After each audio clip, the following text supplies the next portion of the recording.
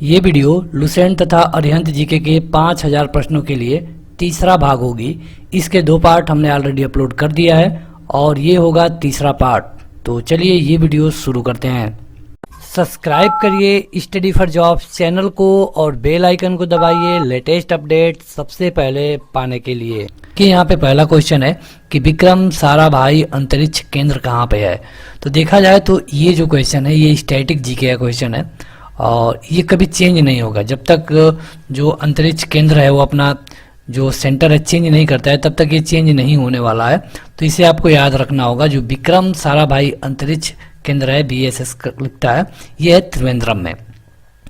अगला है कि भारत में रेशम का सबसे अधिक उत्पादन किस राज्य में होता है। तो रेशम का पूछा जा रहा है, तो ये होता है कर्नाटक। और कर्नाटक की राजधानी है बंगलुरु, जिसे कि भारत की सिलिकॉन सिटी भी कहते हैं। ये भी क्वेश्चन कई बार पूछा जा चुका है।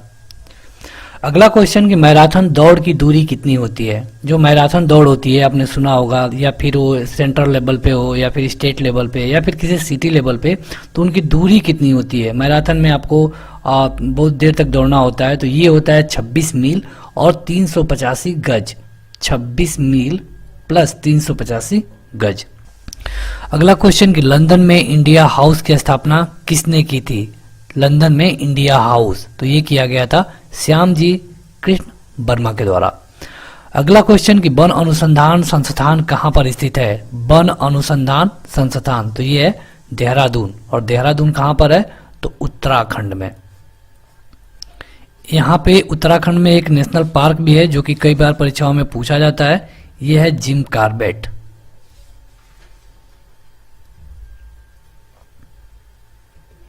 आगे बढ़े तो अगला है कि हवाई जहाज के ब्लैक बॉक्स का रंग कैसा होता है। तो देखिए जो ये ब्लैक बॉक्स होता है, इसमें दरअसल ये होता है कि जो पायलट है और जो वहाँ का सिस्टम है, मतलब जो धरती पर सिस्टम बनाए, इनसे हमेशा बातचीत चलती रहती है। तो कभी भी अगर कोई भी हवाई जहाज क्रैश होता है तो वहाँ पे ब्लैक बॉक्स से ही पता चलता है कि आखिर उस समय हुआ क्या था और अंतिम क्या चरण चल रहा था। मतलब कि ये एक सीक्रेट बॉक्स होता है और जब भी कोई हवाई जहाज क्रैश हो भी जाती है तो जो ब्लैक बॉक्स है इसे सबसे पहले खोजने का काम होता है, क्योंकि इसी से ज़्यादा जानकारी मिल पाती है। तो यहाँ पे आपको बताना है कि ब्लैक बॉक्स है उसका कलर कैसा होता है। तो इसे बाहर से देखने पे ये दिखता है नारंगी। अगला क्वेश्चन कि भारतीय अंतरिक्ष अनुसंधान संगठन मतलब कि इसरो का मुख्यालय कहाँ पे है। तो इसरो का मुख्यालय है बेंगलुरु में। और इसी तरह अभी आपने देखा था विक्रम भाई साराभाई का, तो इसका है त्रिवेंद्रम में। अगला क्वेश्चन कि भारत का प्रथम परमाणु ऊर्जा रिएक्टर कौन सा है। परमाणु ऊर्जा रिएक्टर की बात हो रही है, तो ये है अप्सरा, इसका नाम है ये अप्सरा। अगला क्वेश्चन कि कोलकाता में मिशनरी ऑफ चैरिटी संगठन की स्थापना किसने की थी। मिशनरी ऑफ चैरिटी, तो ये किया गया था मदर टेरेसा के द्वारा। अगला क्वेश्चन कि लेडी विथ द लैंप नाम से कौन प्रसिद्ध है। तो ये है फ्लोरेंस नाइटिंगेल। आपको 12वीं में 11 या फिर 12वीं में इनका एक चैप्टर मिला होगा इंग्लिश में, अगर आपने पढ़ा होगा तो आपको ज़्यादा जानकारी होगी। इनको कहते हैं लेडी विथ द लैम्प और इनका रियल नाम है फ्लोरेंस नाइटिंगेल।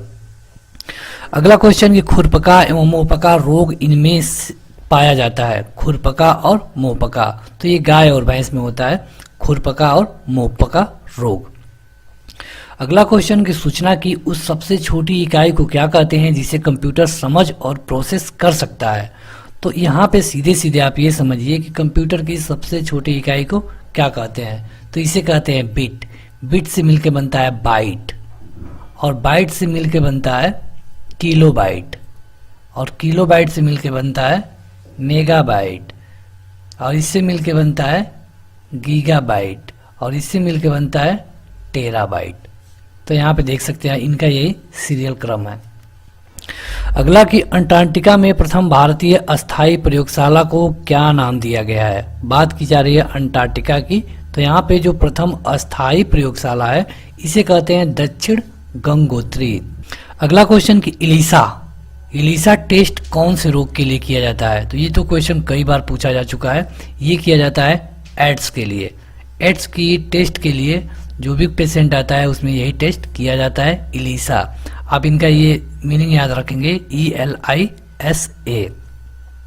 अगला क्वेश्चन कि वर्ष 2011 की जनगणना के अनुसार किस राज्य में महिलाओं का प्रति 1000 पुरुष पर अनुपात, मतलब कि लिंगानुपात सबसे कम है?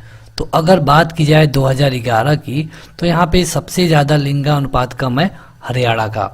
यहाँ पे हरियाणा का लिंगानुपात कम होने के कारण जो भी केंद्र सरकार की योजनाएं आई, जैसे कि बेटी बचाओ बेटी पढ़ाओ या फिर इस तरह की जो भी, ये सारी हरियाणा से इसीलिए शुरू की गई, क्योंकि हरियाणा में जो लिंगानुपात है देश भर में सबसे ज़्यादा खराब है। हालांकि इस समय 2019 के करीब काफ़ी सुधार हुआ है, लेकिन अभी जब अगली जनगणना होगी 2021 में, तो आपको ये सारा सुधार दिखेगा। अगला क्वेश्चन कि पानीपत की प्रथम लड़ाई 1526 में किसके बीच लड़ी गई थी?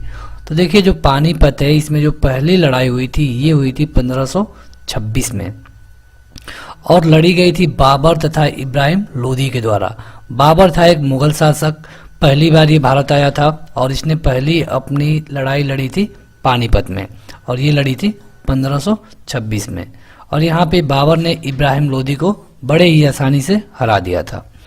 अगला कि किस मुगल बादशाह की मृत्यु दिल्ली में पुस्तकालय की सीढ़ियों से गिर के हो गई? तो ये था हुमायूं। और हुमायूं की मृत्यु कैसे हुई थी?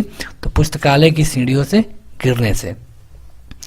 अगला क्वेश्चन कि 2011 की जनगणना के अनुसार भारत के किस राज्य में जनसंख्या घनत्व सबसे अधिकतम है? यहाँ पे पूछा जा रहा है जनसंख्या घनत्व। अब जनसंख्या घनत्व थोड़ा समझ लीजिए, जैसे कि यहाँ पे देखिए इतनी एरिया है और इसमें कितने लोग हैं, तो जो लोगों की संख्या है ये इस पे, मतलब जैसे कि बिहार की जनसंख्या घनत्व सबसे अधिक है, यहाँ लगभग 1100 लोग पर्सन प्रति किलोमीटर स्क्वायर में रहते हैं। इसी तरह अगर आप अरुणाचल प्रदेश की बात करें तो वहाँ पे केवल 17 पर्सन प्रति किलोमीटर स्क्वायर में रहते हैं।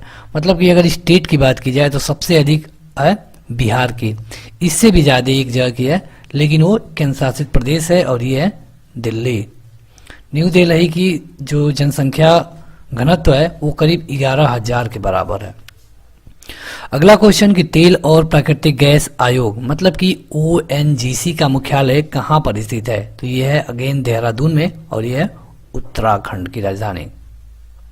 अगला क्वेश्चन कि भारतीय संविधान में नागरिकों को कितने मूल अधिकार प्राप्त हैं? तो देखिए पहले मूल अधिकारों की संख्या थी 7, लेकिन बाद में इसे कर दिया गया 6।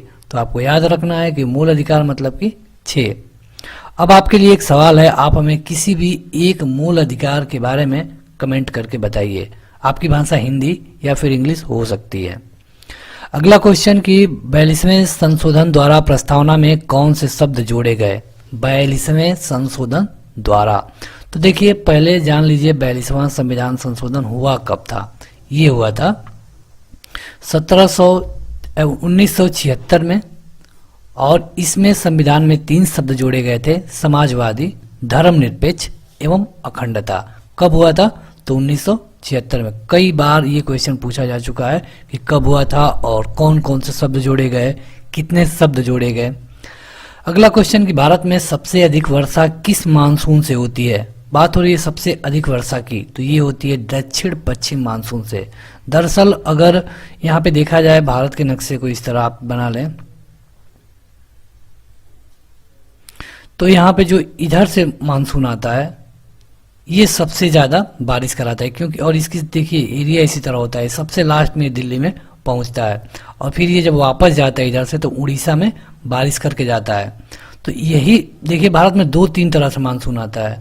जो जाड़े के दिनों में इधर वर्षा होती है, जैसे कि उत्तर प्रदेश, पंजाब, तो यहाँ वाला ये जो बारिश होती है ये इधर जो विक्षोभ उत्पन्न होता है सऊदी के करीब करीब, इससे बारिश होती है। लेकिन जो ये यहाँ दक्षिण और पश्चिमी वाला भाग है ये पूरे देश में बारिश करवाता है और सबसे ज़्यादा असर इसका इसी तट पे होता है। तो सबसे अधिक की बात की जाएगी तो ये है दक्षिण पश्चिम मानसून। अगला है कि भारत में औसतन वर्षा कितनी होती है?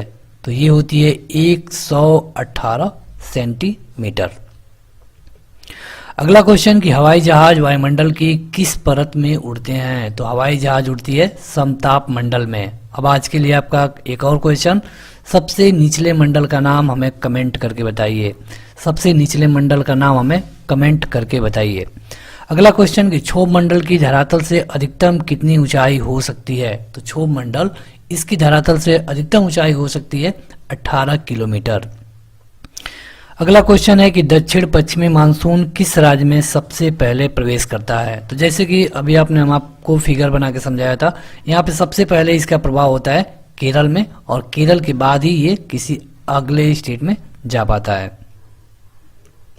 अगला क्वेश्चन कि दूरदर्शन से रंगीन प्रसारण कब शुरू किया गया? तो ये शुरू किया गया था 1982 में। देखिए, दूरदर्शन से प्रसारण तो पहले से ही शुरू था, लेकिन रंगीन प्रसारण की बात की जाएगी तो ये है 1982। अगला क्वेश्चन है कि विश्व वन्य जीव कोष द्वारा प्रतीक के रूप में किस पशु को लिया गया है? तो विश्व वन्य जीव कोष द्वारा पूछा जाता है तो ये है पंडा। अगला क्वेश्चन कि www आपने देखा होगा किसी वेबसाइट के आगे ये लगा होता है, इसका आविष्कारक कौन है? तो ये है टिम वर्नर्स ली। टिम वर्नर्स ली इसके आविष्कारक है, और इसका फुल फॉर्म भी कई बार पूछा जाता है। तो वर्ल्ड वाइड वेब ये होता है इसका फुल फॉर्म। अगला क्वेश्चन कि फ्रांस की क्रांति कब हुई थी? फ्रांस की क्रांति तो ये एक विश्व इतिहास से क्वेश्चन है, ये हुई थी 1789 में। अगला क्वेश्चन कि दुनिया के मजदूरों एक हो का नारा किसने दिया था? तो ये दिया गया था कार्ल मार्क्स के द्वारा। तो ये सब जो नारा है आपको इन्हें याद ही करना होगा, इसका कोई सार्थक नहीं बन सकता।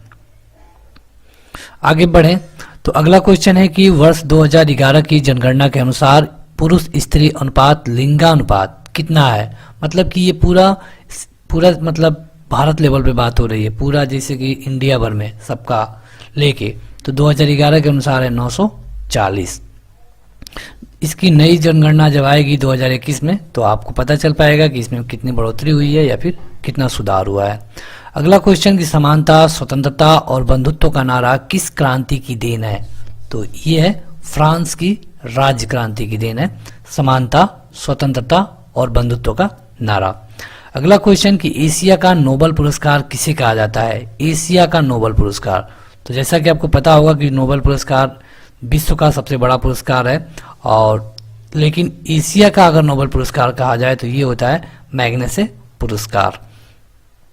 अब आज के लिए आपका एक और सवाल, आप हमें कमेंट करके बताइए नोबेल पुरस्कार कब से दिया जाना शुरू किया गया?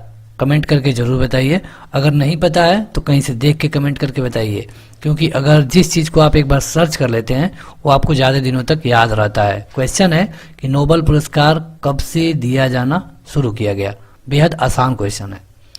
अगला क्वेश्चन कि सबसे अधिक ओजोन क्षयकारी गैस कौन सी है? तो ये है CFC, और इसे कहते हैं क्लोरोफ्लोरोकार्बन। जो घर में AC और कूलर AC यूज होता है उसमें ये गैसें डाली जाती हैं। अगला क्वेश्चन कि CPU का पूरा नाम क्या है? CPU तो इसका पूरा नाम है सेंट्रल प्रोसेसिंग यूनिट, और ये कहाँ यूज होता है? तो कंप्यूटर में। इसको कंप्यूटर का दिमाग कहते हैं। अगर कंप्यूटर का दिमाग पूछा जाए तो ये है CPU। इसमें कितने पार्ट होते हैं? तो यहाँ पे होते हैं पार्ट 3। इसमें अगर कोई मैथमेटिकल काउंट करना है तो उसे कौन करता है? ये होता है ALU मतलब कि अर्थमेटिक लॉजिक यूनिट।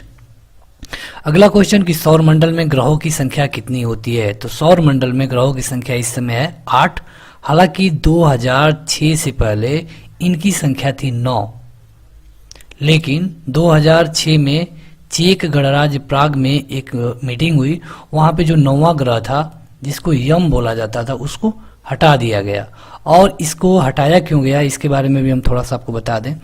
देखिए, जो वैज्ञानिक है यहाँ पे कोई तो ऐसा है नहीं जिसने ग्रह को बनाया हो, ये सब नेचुरल है, जब से है तब से है। हमें बस ये देना होता है कि कौन ग्रह है, कौन उपग्रह है, कौन क्षुद्र ग्रह है। दरअसल ग्रह का एक परिभाषा दिया गया है कि ग्रह का क्या करेगा और ग्रह कैसे होगा। तो यहाँ पे यम है, वो इसमें प्रॉब्लम ये है कि सूर्य का चक्कर तो लगाता है, लेकिन कई ग्रहों के कक्षाओं को काटते हुए सूर्य का चक्कर लगाता है, और ये बहुत छोटा भी है, बहुत दूर भी है, इसीलिए इसको 2006 में हटा दिया गया। और अभी फिलहाल सौरमंडल में ग्रहों की संख्या है केवल और केवल 8। अगला क्वेश्चन कि भारत का अनुसंधान केंद्र जो है हिमाद्री कहाँ पर स्थित है? हिमाद्री तो ये अटलांटिक क्षेत्र में।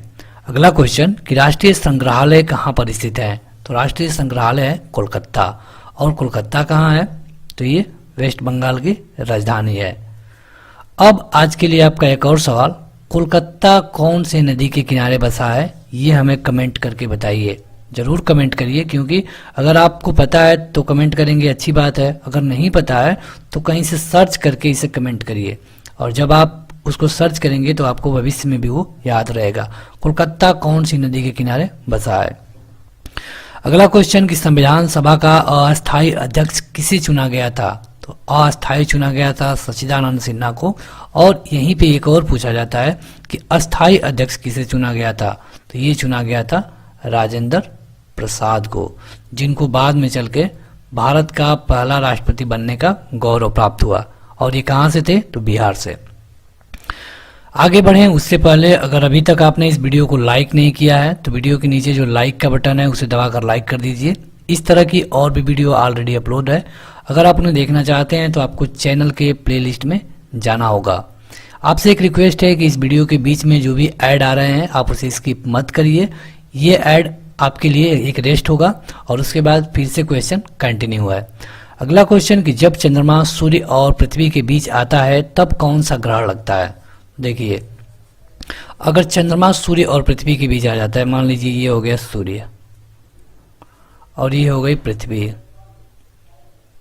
और यहां पे आ गया चंद्रमा।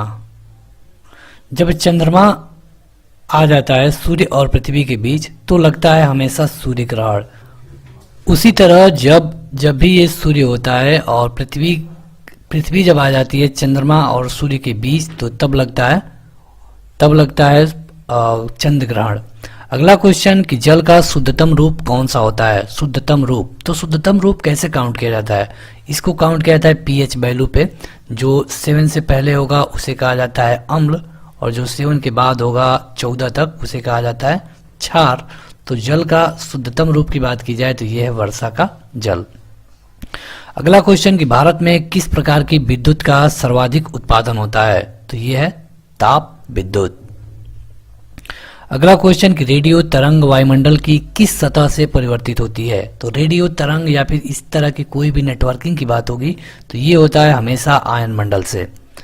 और अगला क्वेश्चन कि भारत में दक्षिण पश्चिम मानसून किस महीनों में सक्रिय रहता है? तो ये है जून से लेकर सितंबर तक, जिसको अभी हमने आपको शुरू में बताया था। ये जून से लेकर सितंबर तक। इसमें सबसे लेट आता है दिल्ली में और उससे पहले आता है उत्तर प्रदेश में। सबसे पहले आता है कहाँ? केरल में। अगला क्वेश्चन कि प्रार्थना समाज की स्थापना किसने की थी? तो ये किया गया था आत्माराम पांडुरंग के द्वारा।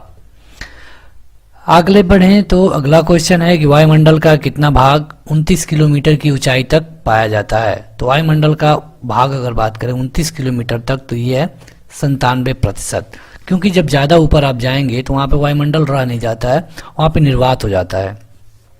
अगला क्वेश्चन कि 1857 की क्रांति का तत्कालिक कारण क्या था? तो 1857 में जो क्रांति हुई थी इसका तत्कालिक कारण था चर्बी युक्त कारतूस का सेना में प्रयोग।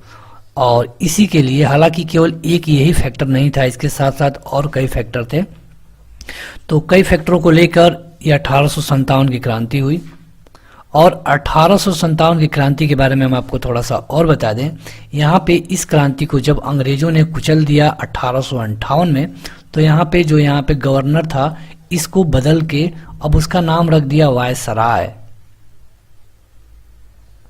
और पहला वायसराय कौन बना?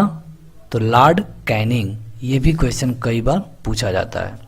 विश्व के सबसे बड़े कंप्यूटर नेटवर्क का नाम क्या है? तो विश्व के सबसे बड़े कंप्यूटर नेटवर्क का नाम है इंटरनेट। अगला क्वेश्चन कि ईमेल के जन्मदाता कौन है? तो आप ईमेल का नाम सुने होंगे। ईमेल का जैसे अगर प्रारूप की बात करें प्रकार की तो जीमेल है, हॉटमेल है, रेडिट मेल है। तो जो इसमें ईमेल है इसके जन्मदाता है रे टॉमलिंसन। अब ये जीमेल ईमेल से अलग नहीं है, ये इसी का एक रूप है। अगला क्वेश्चन कि कौन सी गैस जलने में सहायक है? तो ये है प्राणदायिनी ऑक्सीजन। अगला क्वेश्चन कि सन 1906 में ढाका में मुस्लिम लीग की स्थापना किसने की थी? तो ये किया गया था आगा खां और समीमुल्लाह खां के द्वारा। कब किया गया था? 1906 में। कहाँ किया गया था? तो ढाका में। और ढाका मतलब कि बांग्लादेश में। तो देखिए एक ही क्वेश्चन में 3-3 4-4 क्वेश्चन छिपे हैं। आपको इस वीडियो को 2 से 3 बार देखना होगा, इस सारे क्वेश्चन आपको याद हो जाएंगे। आगे बढ़ें उससे पहले अगर अभी तक आपने इसको लाइक नहीं किया है तो जरूर लाइक कर दीजिए। अगला क्वेश्चन है कि भारत में डाक टिकट पहली बार कब जारी किया गया? डाक टिकट तो ये जारी किया गया था 1854 में। अगला क्वेश्चन कि बंगाल, बिहार और उड़ीसा में अस्थायी बंदोबस्त कब और किसके द्वारा लगाया गया? तो ये लगाया गया था 1793 में और लॉर्ड कॉर्नवालिस के द्वारा। आगे बढ़े तो अकबर ने फतेहपुर सीकरी में बुलंद दरवाजा किस उपलक्ष्य में बनवाया था? तो जब गुजरात को जीत लिया अकबर तो उसी के उपलक्ष्य में बनवाया गया था बुलंद दरवाजा। कहाँ पे बनवाया गया? तो फतेहपुर सीकरी में। कई क्वेश्चन यहाँ से बनेंगे। बुलंद दरवाजा किसने बनवाया? तो अकबर ने। कहाँ बनवाया? फतेहपुर सीकरी में। क्यों बनवाया? तो गुजरात विजय के उपलक्ष्य में। अगला क्वेश्चन कि तंबाकू के धुएं में कौन सा हानिकारक तत्व पाया जाता है? तो ये है निकोटीन।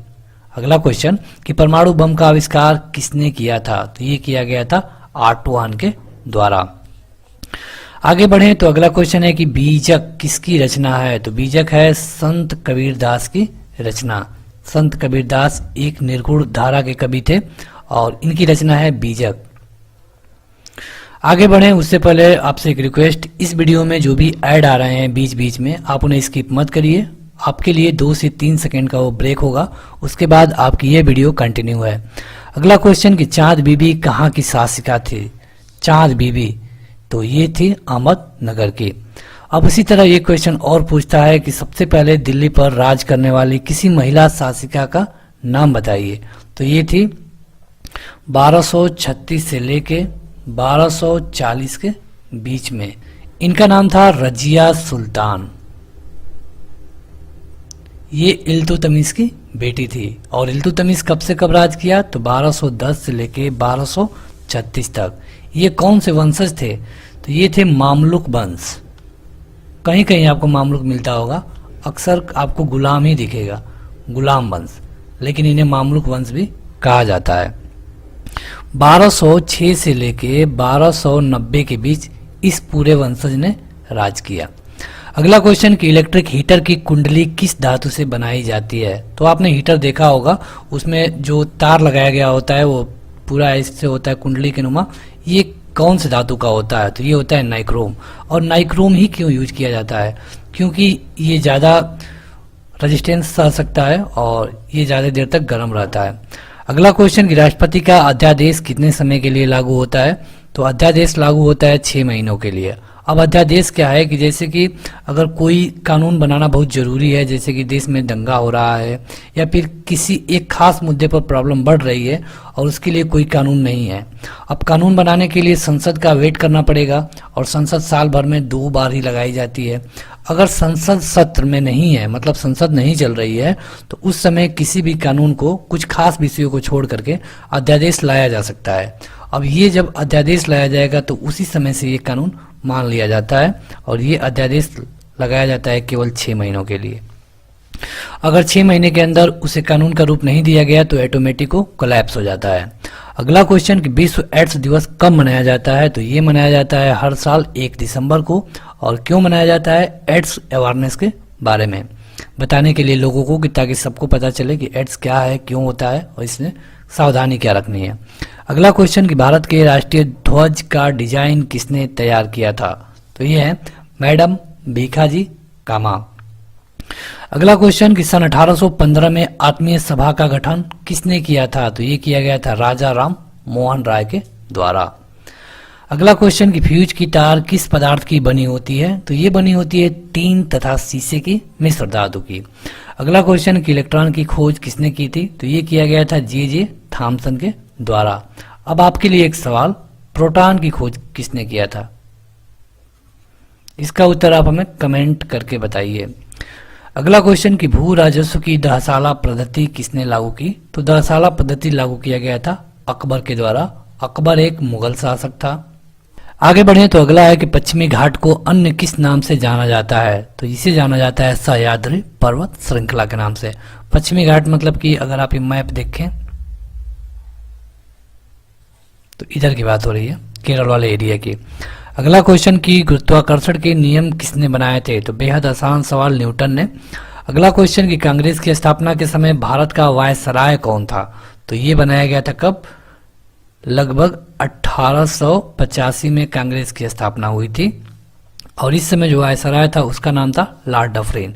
देखिए 1858 के बाद जो भी आएंगे उन्हें क्या कहा जाएगा? तो वायसराय, क्योंकि 1858 में ही वायसराय का पद बनाया गया। अगला क्वेश्चन कि विश्व का सबसे बड़ा प्रायद्वीप कौन सा है? तो ये है अरब प्रायद्वीप। और अगला कि हेमेटाइट और मैग्नेटाइट किसके अयस्क हैं? तो ये है लोहा के। आगे बढ़े तो सर्वेंट ऑफ इंडिया सोसाइटी की स्थापना किसने की थी? तो ये है गोपाल कृष्ण गोखले। अगला क्वेश्चन, खिलाफत आंदोलन का नेतृत्व किसने किया था? तो ये किया गया था मौलाना मोहम्मद अली के द्वारा। अर्थशास्त्र का जनक कौन कहलाता है? तो ये है एडम स्मिथ। आगे बढ़े तो उससे पहले आपको बता दें कि भारत में अमर्त्य सेन को 1998 में नोबेल मिल चुका है और ये नोबेल मिला था अर्थशास्त्र में। सबसे पहले भारत में नोबेल मिला है रविंद्रनाथ टैगोर को गीतांजलि के लिए साहित्य के क्षेत्र में। अगला क्वेश्चन, कि किस मिट्टी को रेगुर मिट्टी के नाम से जाना जाता है? तो ये है काली मिट्टी। आगे बढ़े तो लाल मिट्टी का रंग लाल क्यों होता है? तो इसलिए होता है क्योंकि उसमें लौह ऑक्साइड की मात्रा अन्य मिट्टी के अपेक्षा ज्यादा पाई जाती है, इसीलिए उसका जो कलर है वो लाल होता है। इंटरनेट पर संदेश भेजना क्या कहलाता है? तो इंटरनेट पर अगर आप संदेश भेज रहे हैं तो इसे कहेंगे कि आप ईमेल कर रहे हैं। अगला क्वेश्चन, कि टेस्ट मैचों में भारत की ओर से पहला शतक किसने लगाया था टेस्ट मैच में? तो ये लगाया गया था लाला अमरनाथ के द्वारा। अब आपके लिए क्वेश्चन, भारत ने पिछली बार विश्व कप 2011 में जीता था। इससे पहले कौन से सन में भारत विश्व विजेता बना था क्रिकेट में? कमेंट करके बताइए, आपको ईयर कमेंट करके बताना है। अगला क्वेश्चन, कि समुद्री जल से शुद्ध जल किस प्रक्रिया द्वारा प्राप्त किया जाता है? तो इसे कहते हैं आसवन, क्योंकि जो समुद्री जल होता है यह खारा होता है, इसे आप पी नहीं सकते हैं, इसीलिए इसे आसवन प्रक्रिया द्वारा शुद्ध किया जाता है। अगला क्वेश्चन है कि तुलबुल परियोजना किस नदी पर स्थित है? तुलबुल, तो यह झेलम नदी पर। आगे बढ़े तो चाबी भरी घड़ी में कौन सी ऊर्जा होती है? तो चाबी भरी घड़ी में होती है स्थितिज ऊर्जा। आपको पता होगा कि जो ऊर्जा है उसे रद्द नहीं किया जा सकता है या फिर उसे उत्पन्न नहीं किया जा सकता है, इसे केवल एक फॉर्मेट से दूसरे फॉर्मेट में कन्वर्ट किया जाता है। तो जैसे कि अगर कोई घड़ी है उसमें चाबी भर दिया गया है तो जब तक उसमें एनर्जी रहेगी तो वो एनर्जी रहेगी स्थितिज ऊर्जा के रूप में, कभी भी किसी भी ऊर्जा को खत्म नहीं किया जा सकता है। आगे बढ़े तो अगला है कि प्रतिरोध का मात्रक क्या होता है? तो ये होता है ओम। मौसमी गुब्बारों में से किस गैस का प्रयोग होता है? मतलब जो गुब्बारे उड़ाए जाते हैं जिसमें गैस भर के और उड़ा दिया जाता है उसमें प्रयोग होता है हीलियम का। अगला क्वेश्चन, कि मानव शरीर में रुधिर बैंक का कार्य कौन सा अंग करता है? तो ये किया जाता है स्प्लीन के द्वारा और इसे कहते हैं प्लिया या फिर तिल्ली। अगला क्वेश्चन, कि गाय के दूध का पीला रंग किसके उपस्थिति के कारण होता है? तो गाय के दूध का जो पीला रंग होता है ये होता है कैरोटीन के कारण। अगला क्वेश्चन, कि लोकसभा की बैठक आयोजित करने के लिए अपेक्षित गणपूर्ति या फिर जिसको कोरम कहते हैं क्या है? तो ये होता है 110, 1/10। दरअसल देखिए होता क्या है कि लोकसभा में कुल मिला के 545 या फिर 550 सदस्य होते हैं, मैक्सिमम की बात कर लें तो 552, जो कि अभी है नहीं। तो यहाँ पे कभी कभी ऐसा होता है कि इसमें से कुछ लोग अब्सेंट हो जाते हैं, तो सबसे जरूरी ये है कि कितने लोग रहें, कम से कम कि इसे चलाया जाए, तो ये होने चाहिए इसका 10%, यानी कि करीब 52 से अगर 52 और 55 से ज्यादा लोग हैं तभी यहाँ पे इसकी बैठक होगी। अगर इससे कम है, 45 है, 48 है, तो इसकी बैठक नहीं की जाएगी। और इसी 1/10 को क्या कहते हैं? गणपूर्ति, यानी कि कोरम। जब ये गणपूर्ति पूरा कर ली जाती है, मतलब कि 52 लोग हो जाते हैं, उसके बाद ही जो लोकसभा का अध्यक्ष है उसे बुलाया जाता है और तभी वो चेयर पे बैठता है, उसके पहले वो चेयर पे नहीं होता है। अगला क्वेश्चन, कि भारत में कौन सी जलवायु पाई जाती है? तो ये है उष्णकटिबंधीय मानसूनी जलवायु, ये है भारत की जलवायु। अगला क्वेश्चन, कि कार की बैटरी में किस अम्ल का प्रयोग होता है? तो ये है सल्फ्यूरिक अम्ल। आप इस वीडियो को जरूर लाइक कर दीजिए और आपको बता दें कि इस तरह के और भी पार्ट ऑलरेडी अपलोड हैं। अगला क्वेश्चन कि किस घटना के बाद रविंद्रनाथ टैगोर ने सर की उपाधि लौटा दी थी? तो ये हुआ था जलियांवाला बाग हत्याकांड के बाद। दरअसल ये जलियांवाला बाग हत्याकांड में निहत्थे लोगों पे जनरल डायर के द्वारा गोली चलवा दी गई थी और इसी का विरोध जताने के लिए जो रविंद्रनाथ टैगोर हैं उन्होंने अपनी उपाधि, जिसको सर कहा जाता था, अंग्रेजों को फिर से वापस कर दी। अगला क्वेश्चन कि विश्व में सबसे अधिक जनसंख्या वाला शहर कौन सा है? तो ये है टोक्यो। आगे बढ़े तो अगला क्वेश्चन है कि WBC यानी कि सफेद रक्त कण का कार्य क्या होता है? तो ये है रोग प्रतिरोधक क्षमता। ये आपका रोग प्रतिरोधक क्षमता बनाए रखता है। अगला क्वेश्चन कि मात्रकों की अंतर्राष्ट्रीय पद्धति किस वर्ष लागू की गई? तो ये लागू की गई थी 1971 में। भारत में कितने प्रतिशत क्षेत्रफल पर खेती होती है? तो भारत में 51% क्षेत्रफल पे खेती की जाती है। आगे बढ़े तो अगला क्वेश्चन कि भारत के पूर्वोत्तर के राज्यों में जंगलों को काटकर जो खेती की जाती है वो क्या कहलाती है? तो ये होती है झूम खेती। वीडियो में आगे बढ़े उससे पहले जो लोग अभी तक इस वीडियो को लाइक नहीं किए हैं जरूर लाइक कर दें। आपको बता दें कि इस तरह के और भी पार्ट ऑलरेडी अपलोड है। तो चलिए बढ़ते हैं आगे। क्वेश्चन है कि रूस में साइबेरिया दुनिया भर में किसके लिए प्रसिद्ध है? तो ये है अत्यधिक ठंडी के कारण। यहाँ पे जो जलवायु है अत्यधिक ठंडी है और जब ठंडी जलवायु का नाम आता है तभी नाम आता है साइबेरिया का, और साइबेरिया ठंडी जलवायु के लिए दुनिया भर में प्रसिद्ध है। अगला क्वेश्चन है कि 1857 विद्रोह क्या था? क्या था मतलब कि क्यों था या फिर क्या था, आप दोनों कह सकते हैं। तो देखिए जो 1857 का विद्रोह था इसे भारतीय सैनिकों का विद्रोह कहा गया है। ऐसा इसलिए था कि इसमें जो विद्रोह शुरू हुआ था ये शुरू में ही सैनिकों से ही शुरू हुआ और ये अंत तक सैनिकों के साथ ही चला। जैसे कि ये शुरू हुआ मेरठ से और इसी तरह यह लखनऊ, कानपुर जहाँ पर भी था इसका जो संचालन था या फिर जो इसमें आगे थे वो सैनिक ही थे। तो यहाँ पे ब्रिटिश सेना तथा भारतीय सेना दोनों आमने सामने थी, इसीलिए इसे भारतीय सैनिकों का विद्रोह कहा गया है। अगला क्वेश्चन कि किस उत्पाद के लिए अलीगढ़ मशहूर है? अलीगढ़ तो ये है उत्तर प्रदेश का अलीगढ़ और उत्तर प्रदेश का अलीगढ़ प्रसिद्ध है ताले बनाने के लिए। अगला क्वेश्चन कि राष्ट्रीय पुष्प क्या होता है? तो राष्ट्रीय पुष्प ये है कमल। आगे बढ़े तो अगला है कि खैरब दर्रा कहाँ पर स्थित है? खैरब दर्रा तो खैरब दर्रा स्थित है अफगानिस्तान तथा पाकिस्तान के बीच में। दर्रा खैरब दर्रा है अफगानिस्तान तथा पाकिस्तान के बीच में। आगे बढ़े तो अगला क्वेश्चन है कि भारत एक धर्मनिरपेक्ष देश है। इसका क्या मतलब है? आपने कई बार सुना होगा कि भारत एक धर्मनिरपेक्ष देश है। तो इसका ये मतलब है कि भारत में कोई विशेष धर्म पे ये देश नहीं है। मतलब ऐसा नहीं है कि कहा जाए कि भारत केवल हिंदुओं का देश है, ऐसा यहाँ पे कुछ नहीं है। भारत में कोई भी खास धर्म नहीं है। अगला क्वेश्चन है खरीफ की फसल कब काटी जाती है? बात हो रही है खरीफ की।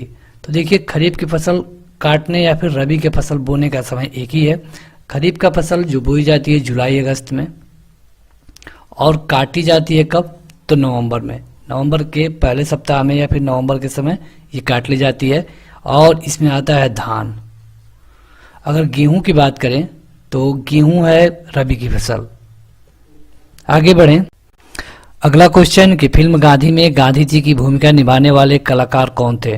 तो फिल्म गांधी एक आई थी, हालांकि यहाँ पे जो कलाकार हैं इसमें अधिकतर इंडियन नहीं है। तो इसमें जो गांधी जी की भूमिका निभाए थे उनका नाम था बेन किंग्सले।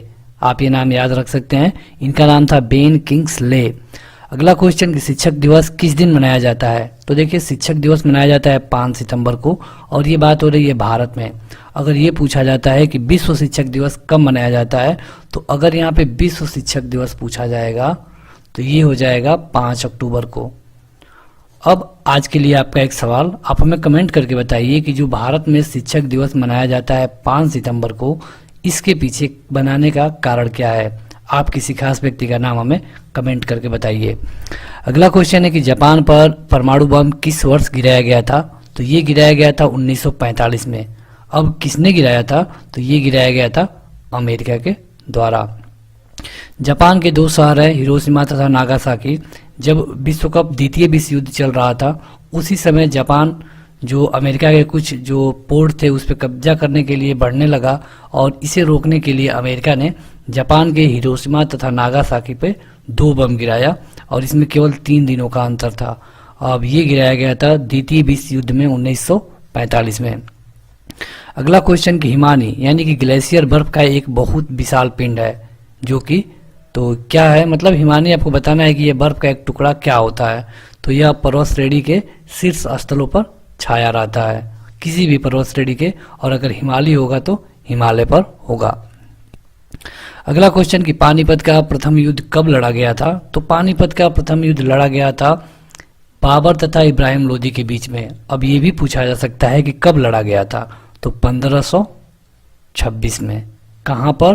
तो पानीपत में। ये बाबर की पहली लड़ाई थी भारत में, और यहीं से भारत में मुगल वंश की नींव पड़ जाती है। अगला क्वेश्चन कि अजमेर कौन सी सूफी संत से संबंधित है। अजमेर, तो अजमेर है ख्वाजा मोइनुद्दीन चिश्ती के नाम से, और इसी के लिए अजमेर जाना जाता है। अजमेर में इनकी एक दरगाह भी है। अगला क्वेश्चन कि राष्ट्रीय राजमार्ग मतलब कि नेशनल हाईवे किसे जोड़ते हैं। तो नेशनल हाईवे जोड़ते हैं केंद्र तथा राज्यों की राजधानियों को। और नेशनल हाईवे मतलब NH, आपने इनका नाम जरूर सुना होगा। अगला क्वेश्चन कि यह शहर अंगूरों की पैदावार के लिए बहुत प्रसिद्ध है। अंगूरों की पैदावार, तो ये है नासिक। अगला क्वेश्चन कि कोयनाबाद कहाँ पर स्थित है। कोयनाबाद कहाँ पर स्थित है। तो ये है महाराष्ट्र में। महाराष्ट्र मतलब मुंबई। आगे बढ़ें तो अगला क्वेश्चन है कि यह एक ऐसा मुगल राजा था जिसने धार्मिक संप्रदाय दीन ए इलाही की स्थापना की थी। तो मुगल शासक का नाम बताना है जिसने दीन ए इलाही धर्म की शुरुआत की। तो ये था अकबर। अब कभी कभी ये भी पूछा गया है आपसे कि कब शुरुआत की। तो ये था 1582 ईस्वी में। 1582 ईस्वी में अकबर ने एक ऐसा धर्म शुरू किया जिसका नाम था दीन ए इलाही, जिसमें सभी धर्मों को मान्यता दी गई थी। अकबर एक मुगल शासक था, ये भी कई बार पूछा गया है। अकबर के पिता का नाम क्या था, आप हमें कमेंट करके बता सकते हैं। वैसे इसका नाम था हुमायूं। हुमायूं की मृत्यु कब हुई। तो 1556 में। लाइब्रेरी के सीढ़ियों से गिर करके हुमायूं की मृत्यु हुई थी। अगला क्वेश्चन कि मानसून हवाएं कौन सी हवाएं होती हैं। तो मानसून हवाएं ये होती हैं जो बारिश लेके आती हैं, मतलब कि जो वर्षा ऋतु में हवाएं बहती हैं उन्हें कहते हैं मानसून हवाएं। अगला क्वेश्चन कि भारत में किस राज्य में विशाखापट्टनम बंदरगाह स्थित है। ये पूछा जा रहा है विशाखापट्टनम बंदरगाह के बारे में। तो जो विशाखापट्टनम बंदरगाह है ये है आंध्र प्रदेश में। अगला क्वेश्चन कि हमारे सौर परिवार में कुल कितने ग्रह हैं। तो ये तो बेहद आसान क्वेश्चन है। हमारे सौर परिवार में कुल मिला के ग्रहों की संख्या है 8, लेकिन पहले ये थी 9। अब इसमें एक ग्रह था जिसको कहा जाता है यम, इसको हटा दिया गया 2006 में। इसको 2006 में ग्रह से मान्यता खत्म कर दी गई। देखिए यहाँ पे ऐसा कुछ नहीं है कि उस ग्रह को वहाँ से खत्म कर दिया गया, ऐसा कुछ नहीं है। बस हमने उसको ग्रह मानना बंद कर दिया है। आज भी वो जहाँ पहले था आज भी वहीं पर वो चक्कर लगा रहा है, लेकिन हमने उसको ग्रह की मान्यता देना बंद कर दिया। और ऐसा क्यों किया गया 2006 में। तो ऐसा इसलिए किया गया क्योंकि वो ग्रह का जो रूल हमने बनाया है कि वो सूर्य का चक्कर लगाए, किसी अन्य ग्रह के जो उसका गोला है उसको काटे नहीं, या फिर और भी जो इसके रूल दिए गए हैं उन रूलों को पूरी तरह मानता नहीं था। और उससे बड़े बड़े तो कुछ उपग्रह है, इसलिए उसे ग्रह की श्रेणी से निकाल दिया गया। और इस समय यानी कि 2006 से के बाद आज तक हमारे यहाँ जो भी ग्रह हैं उनकी संख्या है केवल 8। अगला क्वेश्चन कि भारत की डीजल इंजन विनिर्माण इकाई डीजल लोकोमोटिव वर्क्स मतलब कि DLW भारत में कहाँ स्थित है।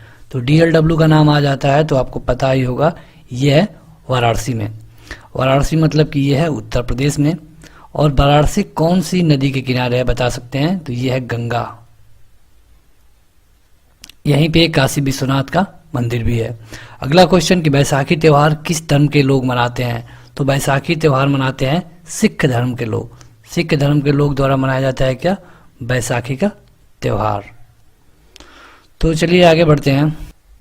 अगला क्वेश्चन है कि महात्मा गांधी जी की पत्नी का नाम क्या था। तो महात्मा गांधी जी की पत्नी का नाम था कस्तूरबा गांधी। अब आपके लिए एक क्वेश्चन, आप हमें कमेंट करके बताइए महात्मा गांधी के माताजी का नाम। महात्मा गांधी जी के माताजी का नाम आप हमें कमेंट करके बताइए। वैसे हम आपको इनका पूरा नाम बता दें, इनका नाम था मोहनदास करमचंद गांधी, जिसमें से करमचंद गांधी इनके पिताजी का नाम था और मोहनदास इनका नाम था।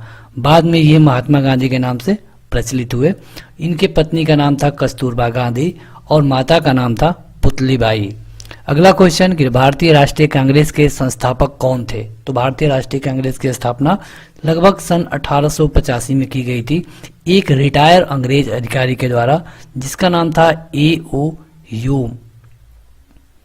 अगला क्वेश्चन कि स्वतंत्र भारत के प्रथम भारतीय गवर्नर जनरल कौन थे? तो देखिए, जब भारत स्वतंत्र होता है तो उस समय एक अंग्रेज गवर्नर जनरल था, लेकिन यहाँ पे पूछा जा रहा है भारतीय, तो उसको हटने के बाद एक भारतीय गवर्नर जनरल बनाए गए जिनका नाम था C. राजगोपालाचारी।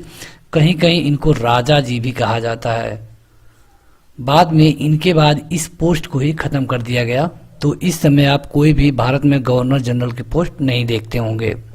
अगला क्वेश्चन है कि शाहनामा किसकी कृति है? शाहनामा, तो शाहनामा है फिर सऊदी की रचना। अगला क्वेश्चन कि मणिपुर की राजधानी है, तो ये हो गया इम्फाल। आगे बढ़े तो गोवा को पुर्तगालियों से कब आज़ाद करवाया गया? तो देखिए, भारत आज़ाद हो जाता है 1947 में ही, लेकिन गोवा आज़ाद हुआ 1964 में। किससे आज़ाद कराया गया? तो पुर्तगालियों से। ये क्वेश्चन कई बार पूछा गया है कि गोवा को किससे आज़ाद कराया गया, तो ये थे पुर्तगाली। कब आज़ाद कराया गया? तो 1964 में। अगला क्वेश्चन कि यह नदी प्रायद्वीपीय पठार से नहीं निकलती है, तो अगर प्रायद्वीपीय पठार से नहीं निकलने की बात होगी तो यह है यमुना। और अगला है कि यह एक ऐसा शहर है जो गंगा के तट पे बसा है, तो गंगा के तट पे बसने वाले कई शहर हैं, जैसे कि गाजीपुर, कानपुर, वैसे वाराणसी, प्रयागराज। तो इस तरह कई शहर हैं जो कि गंगा के किनारे बसे हैं। कौन सा शहर के किनारे कौन सी नदी है, इसके लिए वीडियो ऑलरेडी अपलोड है, अगर आप देखना चाहते हैं तो चैनल के प्लेलिस्ट में जाके देख सकते हैं। आगे बढ़े तो अगला क्वेश्चन है कि प्लासी का युद्ध कब हुआ था? तो प्लासी का युद्ध हुआ था 1757 में। अगला क्वेश्चन कि सन 1857 के विद्रोह में झांसी की रानी लक्ष्मीबाई ने किसके सहयोग से ग्वालियर में विद्रोह किया था? तो देखिए, 1857 की क्रांति भले ही एक सैनिक विद्रोह थी और इसकी शुरुआत हुई थी मेरठ से, लेकिन धीरे धीरे ये पूरे देश में फैल गई। और ये जब झांसी गई तो वहाँ पे जो झांसी की रानी थी लक्ष्मीबाई, उन्होंने ग्वालियर में विद्रोह किया और इसके लिए झांसी में रानी लक्ष्मीबाई का साथ दिया था तात्या टोपे ने। अगला क्वेश्चन कि अंतिम मुगल शासक बहादुर शाह जफर की मृत्यु कहाँ पर हुई थी? तो जो अंतिम मुगल शासक था इसकी मृत्यु हुई थी रंगून में। देखिए, यहाँ पे दो क्वेश्चन बनेगा कि अंतिम मुगल शासक कौन था, तो ये था बहादुर शाह जफर। इसकी मृत्यु कहाँ पे हुई थी? तो ये हो गया रंगून। यहाँ पे इस क्वेश्चन से केवल दो क्वेश्चन आपके तैयार हो जाते हैं। वीडियो में आगे बढ़ें उससे पहले अगर अभी तक आपने इस वीडियो को लाइक नहीं किया है तो इसे जरूर लाइक कर दीजिए, क्योंकि इसी तरह के और भी वीडियो हम आपके लिए लाते रहेंगे। आपके लाइक्स से ही पता चलता है कि आपको यह वीडियो कैसी लग रही है। और आपसे एक रिक्वेस्ट कि इस वीडियो में बीच बीच में जो ऐड आ रहे हैं आप उन्हें स्किप मत करिए। आपको उन्हीं ऐड के जगह पे 5 से 10 सेकेंड का टाइम मिल जाता है जिसमें आप थोड़ा सा रिलैक्स हो सकते हैं। उसके बाद ये वीडियो कंटिन्यू है। अगला क्वेश्चन कि असम के कौन से व्यक्ति भारत के राष्ट्रपति रह चुके हैं? तो भारत के राष्ट्रपति की बात की जाए और खास करके असम से, तो ये हैं फखरुद्दीन अली अहमद। आगे बढ़े तो अगला क्वेश्चन है कि पुस्तक वार एंड पीस के लेखक कौन है? तो वार एंड पीस, युद्ध और शांति, तो इसके लेखक हैं लियो टॉल्स्टॉय। हालांकि यहाँ पे युद्ध एंड शांति नहीं नाम है, इसका नाम ही है वार एंड पीस। अगला क्वेश्चन कि किस शासक ने ग्रैंड ट्रंक रोड का निर्माण करवाया था? तो ये था शेर शाह सूरी। अब शेर शाह सूरी के बारे में हम आपको थोड़ा सा बता दें तो शेर शाह सूरी एक अफगान शासक था। ये अफगान शासक था और ये राज करता था सासाराम में। सासाराम का मतलब ही कहाँ? तो बिहार में। इसकी जो मरने के बाद इसकी जो कब्र बनाई गई ये भी सासाराम में ही बनाई गई है। अगला क्वेश्चन, ये मेरे वतन के लोगों देशभक्ति गीत किसने लिखा है? तो ये लिखा गया है प्रदीप के द्वारा। अगला क्वेश्चन, कि वायु का दबाव किसके कारण होता है? तो ये होता है घनत्व के कारण। अगला क्वेश्चन, कि वायुमंडलीय दाब नापने का पैमाना क्या है? तो वायुमंडलीय दाब को नापा जाता है बैरोमीटर पर। अगला क्वेश्चन, कि अनुच्छेद 370 भारत के कौन से राज्य में लागू होता है? तो ये है जम्मू एंड कश्मीर। और यह जम्मू एंड कश्मीर के लोगों को एक स्पेशल पावर देता है और इसे कहा जाता है अनुच्छेद 370। अगला क्वेश्चन कि कौन सी नदी महाराष्ट्र के नासिक से निकलती है, तो ये है गोदावरी। अगला क्वेश्चन कि अमीबा में कुल कितने सेल यानी कि कोशिका होते हैं, तो अमीबा एक कोशिकीय जीव है, यानी कि इसमें कुल मिलाकर कितने कोशिका होंगे, तो एक होंगे। अगला क्वेश्चन कि भारत में कौन सा राज्य चाय उत्पादन के लिए जाना जाता है, तो ये है असम, और यहाँ पे सर्वाधिक चाय उत्पादन होता है। भारत में किस राज्य में सर्वाधिक चावल का उत्पादन होता है, तो चावल की बात होगी तो ये हो जाएगा पश्चिम बंगाल, और इसकी तो जो राजधानी है वो है कोलकाता। अगला क्वेश्चन कि भारत के किस शहर में जंतर मंतर स्थित है, तो ये है दिल्ली। और अगला क्वेश्चन कि नागालैंड भारत का विधिवत राज्य कब बना, तो नागालैंड भारत का विधिवत राज्य बना 1963 में बंटवारे के बाद। अगला क्वेश्चन कि उत्तर पूर्व सीमांत रेलवे सबसे बड़ा रेलवे स्टेशन कौन है, उत्तर पूर्व सीमांत रेलवे में बताना है, तो यह है मालीगांव। अगला क्वेश्चन कि प्रार्थना समाज की स्थापना किसने की थी, तो प्रार्थना समाज की स्थापना की गई थी आत्माराम पांडुरंग के द्वारा। चोल प्रशासन की प्रमुख विशेषता क्या है, तो चोल प्रशासन जब यहाँ पे इंडिया में था तो उनकी विशेषता थी कि वो ग्रामीण स्वायत्तता पे विश्वास करते थे। आगे बढ़े तो अगला क्वेश्चन है कि रेशम के कीड़े का भोज्य पदार्थ क्या होता है, तो रेशम का जो कीड़ा होता है वह शहतूत की पत्ती को खाता है। अगला क्वेश्चन कि मुख्यमंत्री की नियुक्ति कौन करता है, तो मुख्यमंत्री की नियुक्ति किया जाता है राज्यपाल के द्वारा। जब किसी भी राज्य में विधानसभा का चुनाव होता है तो जिस भी दल को बहुमत मिलता है उसके नेता को जो राज्यपाल होता है मुख्यमंत्री के लिए नियुक्त कर देता है। अगला क्वेश्चन कि रविंद्रनाथ टैगोर ने भारत के राष्ट्रीय गान के अलावा किस और एक देश का राष्ट्रीय गान लिखा, तो आपको पता होगा कि जो भारत का राष्ट्रीय गान है जन गण मन, इसकी रचना रविंद्रनाथ टैगोर ने किया था, लिखा था इसको। और इसके अलावा जो रविंद्रनाथ टैगोर है उन्होंने बांग्लादेश का राष्ट्रगीत भी लिखा जिसको अमार सुमार बांग्ला के नाम से जानते हैं। अगला क्वेश्चन कि ध्वनि की चाल अधिकतम किसमें होती है, तो ध्वनि की चाल अधिकतम होती है स्टील में यानी कि लोहे में। अगला क्वेश्चन कि दिल्ली की सुल्तान रजिया सुल्तान किसकी पुत्री थी, तो ये थी जो रजिया सुल्तान थी ये इल्तुतमिश की बेटी थी। देखिए ये लोग गुलाम वंश के थे और गुलाम वंश में सबसे पहले आता है कुतुबुद्दीन ऐबक। कुतुबुद्दीन ऐबक के बाद आता है इल्तुतमिश और इल्तुतमिश के बाद आती है रजिया सुल्तान। यहाँ पे जो कुतुबुद्दीन ऐबक था 1206 से 1210 तक राज्य किया, जो इल्तुतमिश था 1210 से 1236 तक राज्य किया और जो रजिया सुल्तान थी 1236 से लेके 1240 तक राज की। अगला क्वेश्चन कि भारत में अंग्रेजी शिक्षा किसने शुरू की, तो अंग्रेजी शिक्षा के जनक माने जाते हैं लॉर्ड मैकाले। अगला क्वेश्चन कि फ्लाइंग सिख के नाम से किसे जाना जाता है, फ्लाइंग सिख, तो ये है मिल्खा सिंह, इनका ये उपनाम भी है। अगला क्वेश्चन कि नींबू और संतरे में कौन सा विटामिन पाया जाता है, तो नींबू और संतरा खट्टा होते हैं और खट्टे फलों में पाया जाता है विटामिन सी। अगला क्वेश्चन कि मंदिरों की पूर्ण भूमि भारत के किस राज्य को कहा जाता है, मंदिरों की पूर्ण भूमि, तो ये कहा जाता है तमिलनाडु को, क्योंकि तमिलनाडु में पुराने जमाने के बहुत मंदिर पाए जाते हैं। अगला क्वेश्चन कि किसे भविष्य की धातु कहा गया है, तो भविष्य की धातु कहा गया है टाइटेनियम को, और टाइटेनियम में कई ऐसे गुण है जो कि ये ज्यादा दिनों तक बिना जंग खाए रह सकता है और इसे कहा गया है भविष्य की धातु। अगला क्वेश्चन ये कौन सा तत्व स्वतंत्र अवस्था में पाया जाता है, तो ये है सल्फर मतलब कि गंधक। अगला क्वेश्चन कि प्रथम भारतीय फिल्म राजा हरिश्चंद्र के निर्माता कौन थे, तो इसके निर्माता थे दादा साहब फाल्के और इन्हीं के नाम पर आज भी बॉलीवुड में पुरस्कार दिया जाता है जिसका नाम है दादा साहब फाल्के पुरस्कार।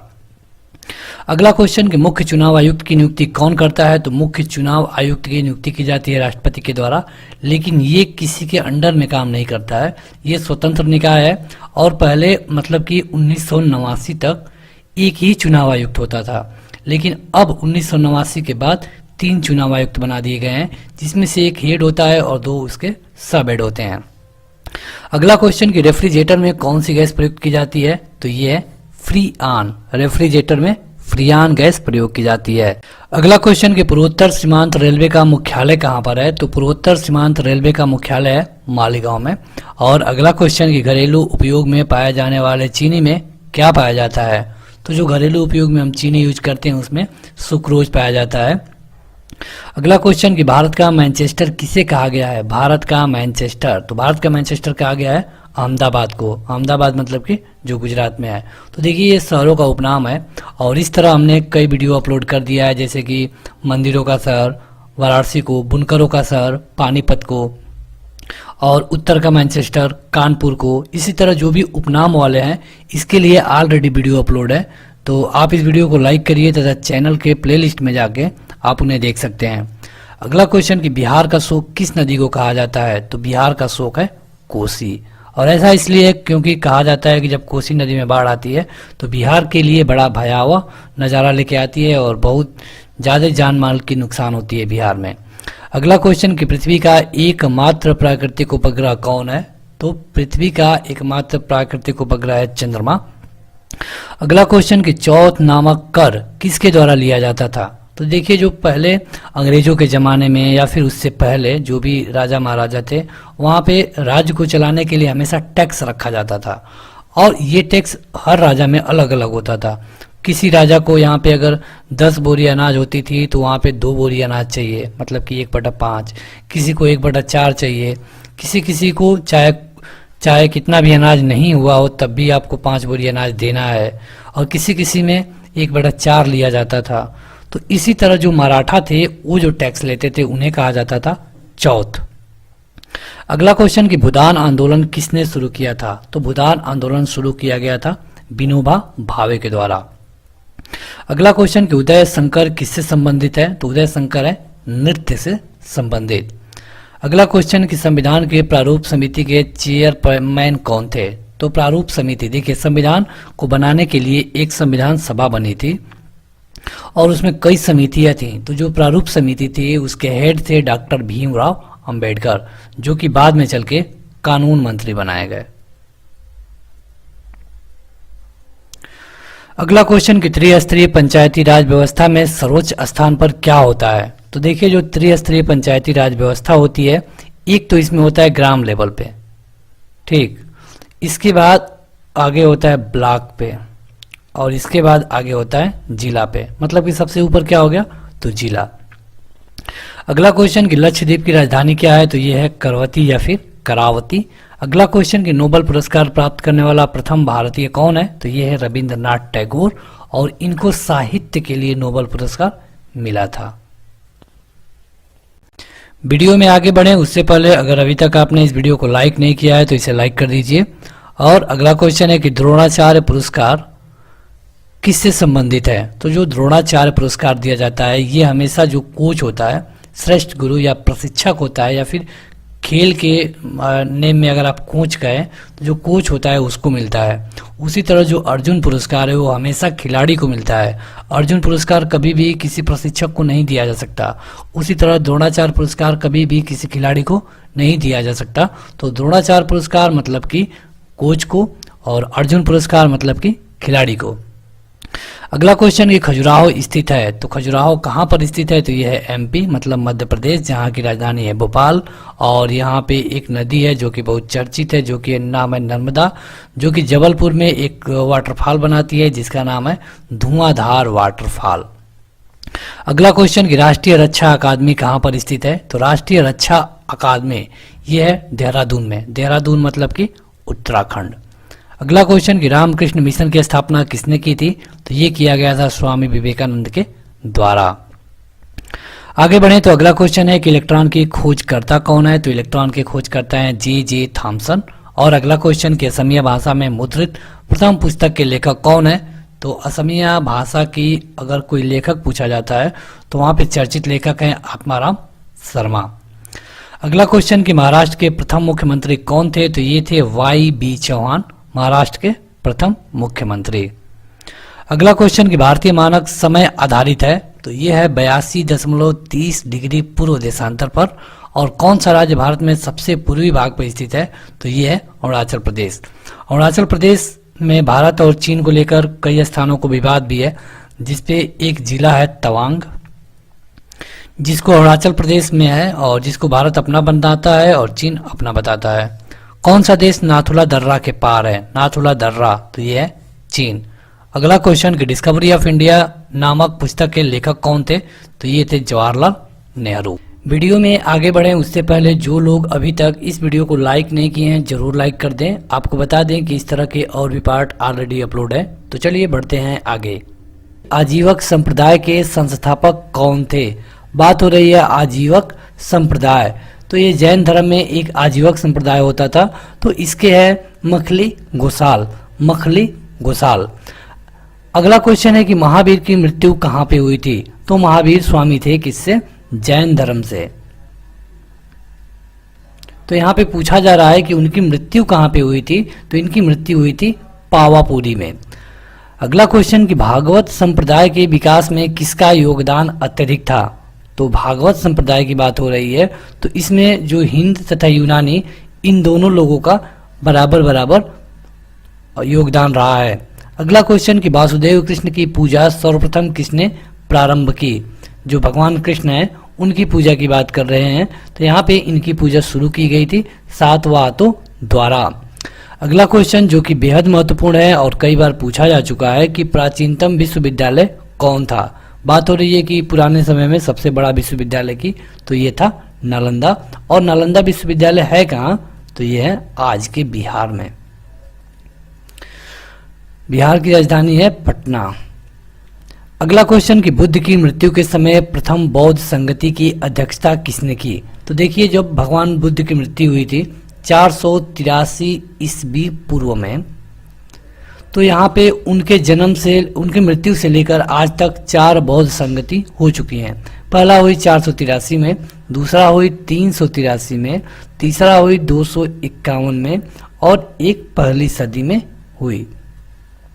तो यहाँ पे 4 बौद्ध काउंसिल हुई उनके मरने के बाद। तो यहाँ पे आपसे पूछा जा रहा है कि प्रथम बौद्ध काउंसिल मतलब संगति हुई, इसका अध्यक्ष कौन था? तो इसके अध्यक्ष थे महाकश्यप।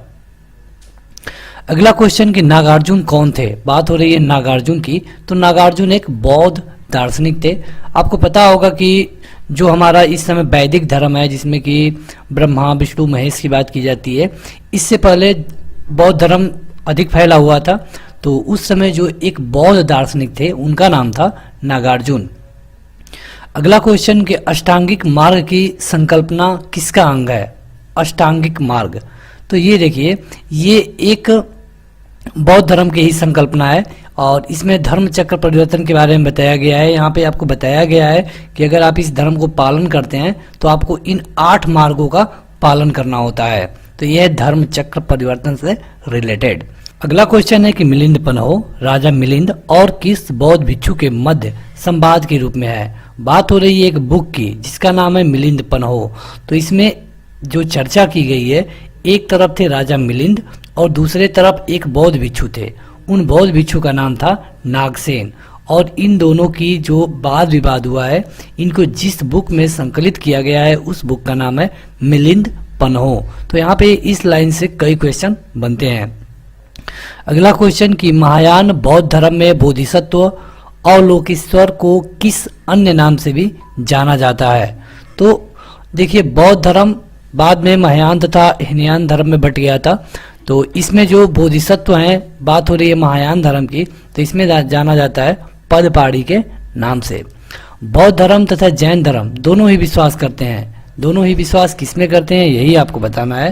तो देखिए बौद्ध धर्म और जैन धर्म दोनों का जो कार्यकाल था लगभग एक ही था और यहाँ पे दोनों धर्मों में अनेक विविधताएं हैं, लेकिन दोनों में एक जो समानता है वो ये है कि ये दोनों लोग कर्म तथा पुनर्जन्म के सिद्धांत में विश्वास करते हैं।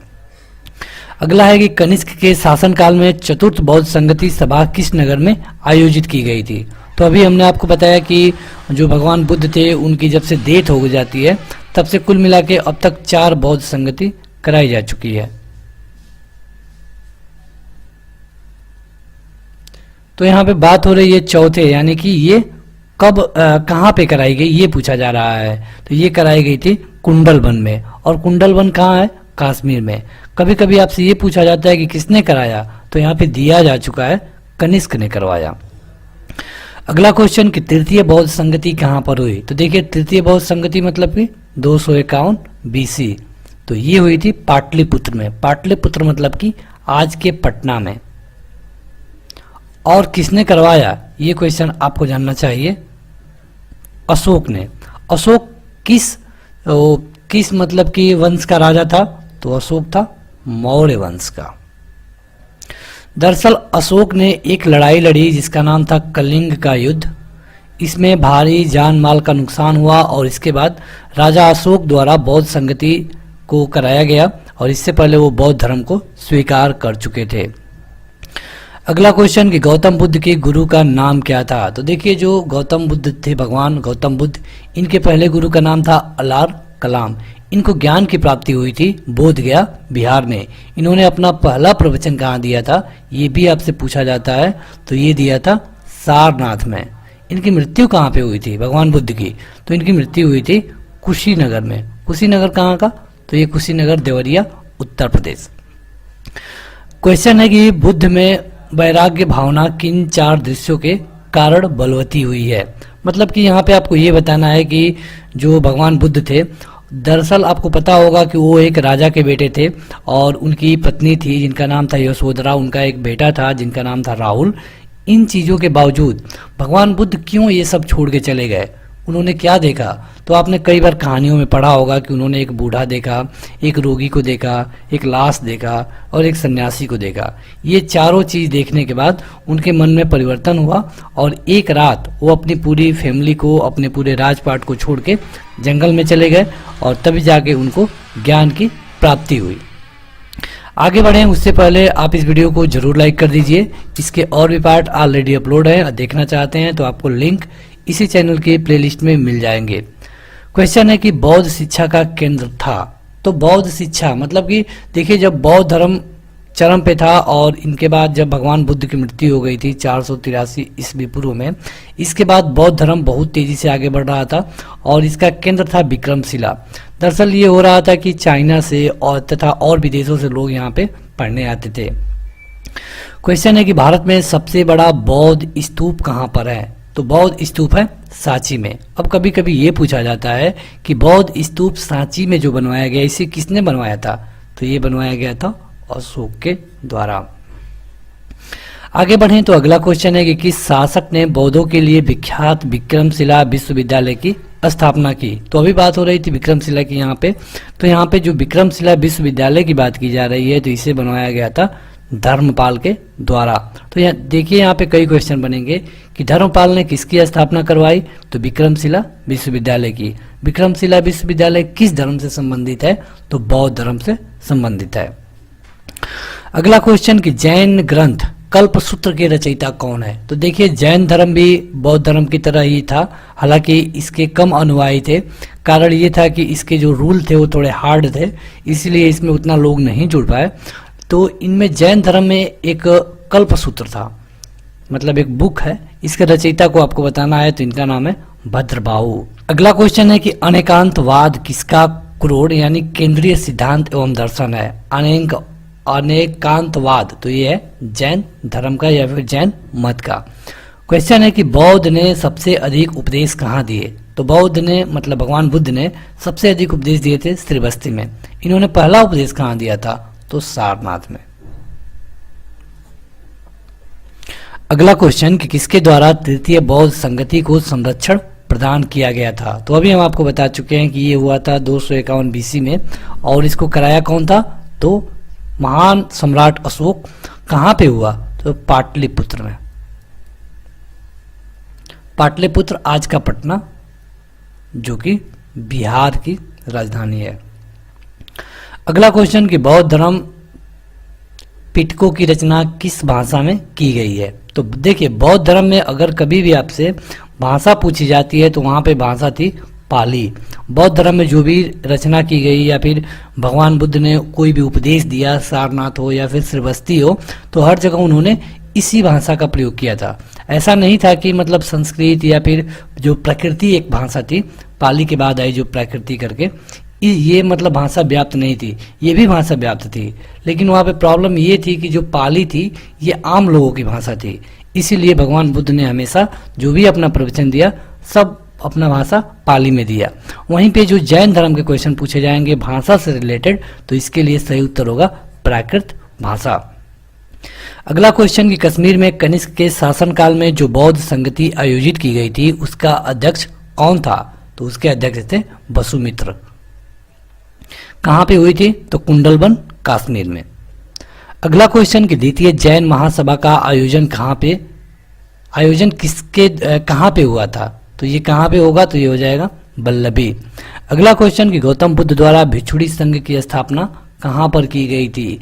तो गौतम बुद्ध खुद एक भिक्षु थे और इन्होंने एक भिक्षुणी संघ की स्थापना की थी और ये किया था इन्होंने कपिलवस्तु में। अगला क्वेश्चन कि सर्वप्रथम शून्यवाद मतलब कि शून्यवाद का सिद्धांत का प्रतिपादन करने वाले बौद्ध दार्शनिक का नाम बताना है आपको। तो ये थे नागार्जुन। अगला क्वेश्चन है कि मठ, मंदिर और स्तूप किस धर्म से संबंधित है? तो ये है बौद्ध धर्म से। बौद्ध धर्म में मठ भी पाए जाते हैं, मंदिर भी पाए जाते हैं और स्तूप भी पाए जाते हैं। बौद्ध धर्म एवं जैन धर्म दोनों के उपदेश किसके शासनकाल में दिए गए? तो ये दोनों दिए गए थे बिंबिसार के शासनकाल में। देखिए जो भगवान बुद्ध थे इनकी मृत्यु होती है 483 में और जो जैन धर्म के महावीर स्वामी थे उनकी मृत्यु हुई थी 527 बीसी में। तो इन दोनों में कुछ कॉमन थे, कुछ कॉमन संत बीते गए। तो यहाँ पे जो राजा था उस समय वो था बिंबिसार। अगला क्वेश्चन है कि गौतम बुद्ध का जन्म कब हुआ था? गौतम बुद्ध का जन्म तो ये हुआ था 563 ईस्वी पूर्व में। तो देखिए इनका जन्म हुआ था 563 ईस्वी पूर्व से, मृत्यु कब हुई? तो 483 ईस्वी में। भगवान बुद्ध जैन धर्म के जो प्रवर्तक थे महावीर स्वामी, इनका हुआ था 599 बीसी में और मरे कब? तो 527 बीसी में। अगला क्वेश्चन कि किस नगर में प्रथम बौद्ध संगति या फिर सभा का आयोजन किया गया? तो ये किया गया था राजगीर में। कब किया गया? तो 483 बीसी में। अगला क्वेश्चन कि गौतम बुद्ध का जन्म स्थान कौन सा है? तो यह है लुम्बिनी। अगला क्वेश्चन कि वह अद्यतन बौद्ध साहित्य जो बुद्ध के विभिन्न जन्मों की कथाओं के विषय में है क्या कहलाता है? तो बौद्ध के जो बौद्ध साहित्य है इसमें बुद्ध भगवान के जन्म कथाओं के बारे में बात की गई है, यह है जातक कथा। वीडियो में आगे बढ़ें उससे पहले जो लोग अभी तक इस वीडियो को लाइक नहीं किए हैं जरूर लाइक कर दें। आपको बता दें कि इस तरह के और भी पार्ट ऑलरेडी अपलोड है। तो चलिए बढ़ते हैं आगे।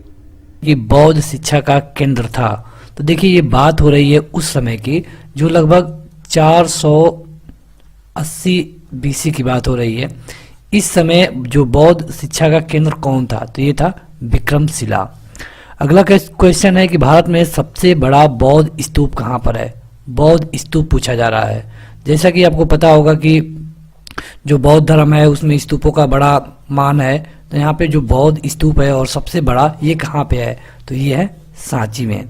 अगला क्वेश्चन कि किस शासक ने बौद्धों के लिए विख्यात विक्रमशिला विश्वविद्यालय की स्थापना की? किस शासक ने? तो जब भगवान बुद्ध की मृत्यु हो जाती है लगभग 483 बीसी में, उसके बाद बौद्ध धर्म के विकास के लिए काम होने शुरू हुए। तो यहाँ पे जो राजा धर्मपाल था उसने विक्रमशिला विश्वविद्यालय को बनवाया। अगला क्वेश्चन है कि जैन ग्रंथ कल्पसूत्र के रचयिता कौन है? तो देखिए जो जैन धर्म होता है महावीर स्वामी वाला, इसमें एक बुक है और इसका नाम है कल्पसूत्र। आपको बताना है इसके रचयिता का नाम। तो इसके रचयिता थे भद्रबाहु। ये क्वेश्चन कई बार पूछा जा चुका है। अगला क्वेश्चन है कि अनेकांतवाद किसका क्रोड यानी केंद्रीय सिद्धांत एवं दर्शन है? तो यह है जैन मत का अनेकांतवाद। अगला है कि बुद्ध ने सबसे अधिक उपदेश कहाँ दिए? तो बुद्ध ने सबसे अधिक उपदेश कहाँ दिया था? श्रीबस्ती में। अब ये भी पूछा जाता है कि बुद्ध ने अपना पहला उपदेश कहाँ दिया था? तो सारनाथ में। सारनाथ कहाँ है? तो वाराणसी में है। वाराणसी किस नदी के किनारे है? तो यह है गंगा के। गंगा भारत की सबसे बड़ी नदी है और इसकी लंबाई है 2500 किलोमीटर लगभग। अगला क्वेश्चन कि किसके द्वारा तृतीय बौद्ध संगति को संरक्षण प्रदान किया गया था? तो देखिए बात हो रही है तृतीय बौद्ध संगति की। तो ये करवाया गया था अशोक के द्वारा। पहली बौद्ध संगति हुई थी 483 में, दूसरी 383 में और तीसरी 251। कभी कभी ये 52 या फिर 55 भी मिलता है, तो आपसे ईयर कभी नहीं पूछा जाएगा। और चौथी हुई थी प्रथम शताब्दी में, सदी में। तो यहाँ पे बात हो रही है तीसरे बौद्ध संगति की। तो ये करवाया गया था अशोक के द्वारा।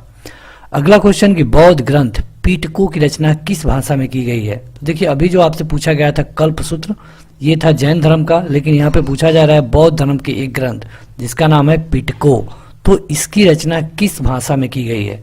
तो बौद्ध धर्म के जो पिटको है इसकी रचना की गई है पाली में। एक चीज आप ध्यान रखिए, बौद्ध धर्म के जो भी ग्रंथ होंगे उनमें से 99% की जो रचना की गई है वो पाली में ही की गई है। और उसके बाद जब जो जैन धर्म से अगर कोई क्वेश्चन पूछा जाता है तो इसकी रचना प्राकृति में की गई है, प्राकृत भाषा में। अगला क्वेश्चन ये कश्मीर में कनिष्क के शासनकाल में जो बौद्ध संगति आयोजित हुई थी उसकी अध्यक्षता किसने की थी। तो उसकी अध्यक्षता किया गया था वसुमित्र के द्वारा। और ये कौनवी बौद्ध संगति है आप ये बता सकते हैं। तो ये है चौथी बौद्ध संगति। अगला क्वेश्चन कि द्वितीय जैन महासभा का आयोजन कहाँ पर हुआ था। तो जो जैन धर्म का द्वितीय महासभा हुआ है ये हुआ था वल्लभी में। अगला क्वेश्चन कि गौतम बुद्ध द्वारा भिक्षुणी संघ की स्थापना कहाँ की गई थी।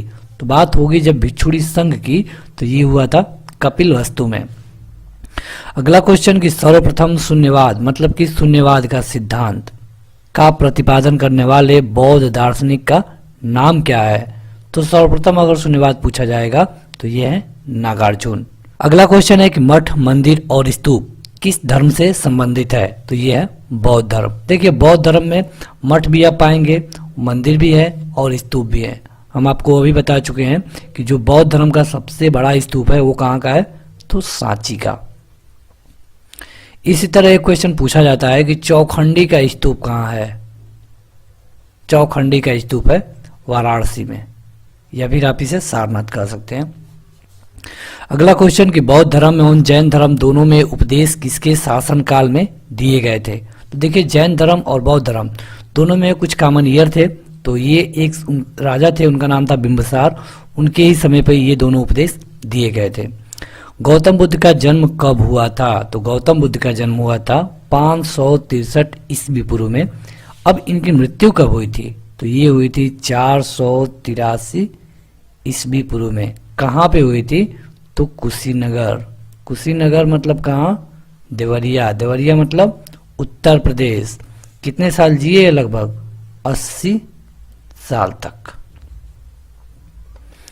आगे बढ़े उससे पहले अगर आपने इस वीडियो को लाइक नहीं किया है तो इसे लाइक कर दीजिए।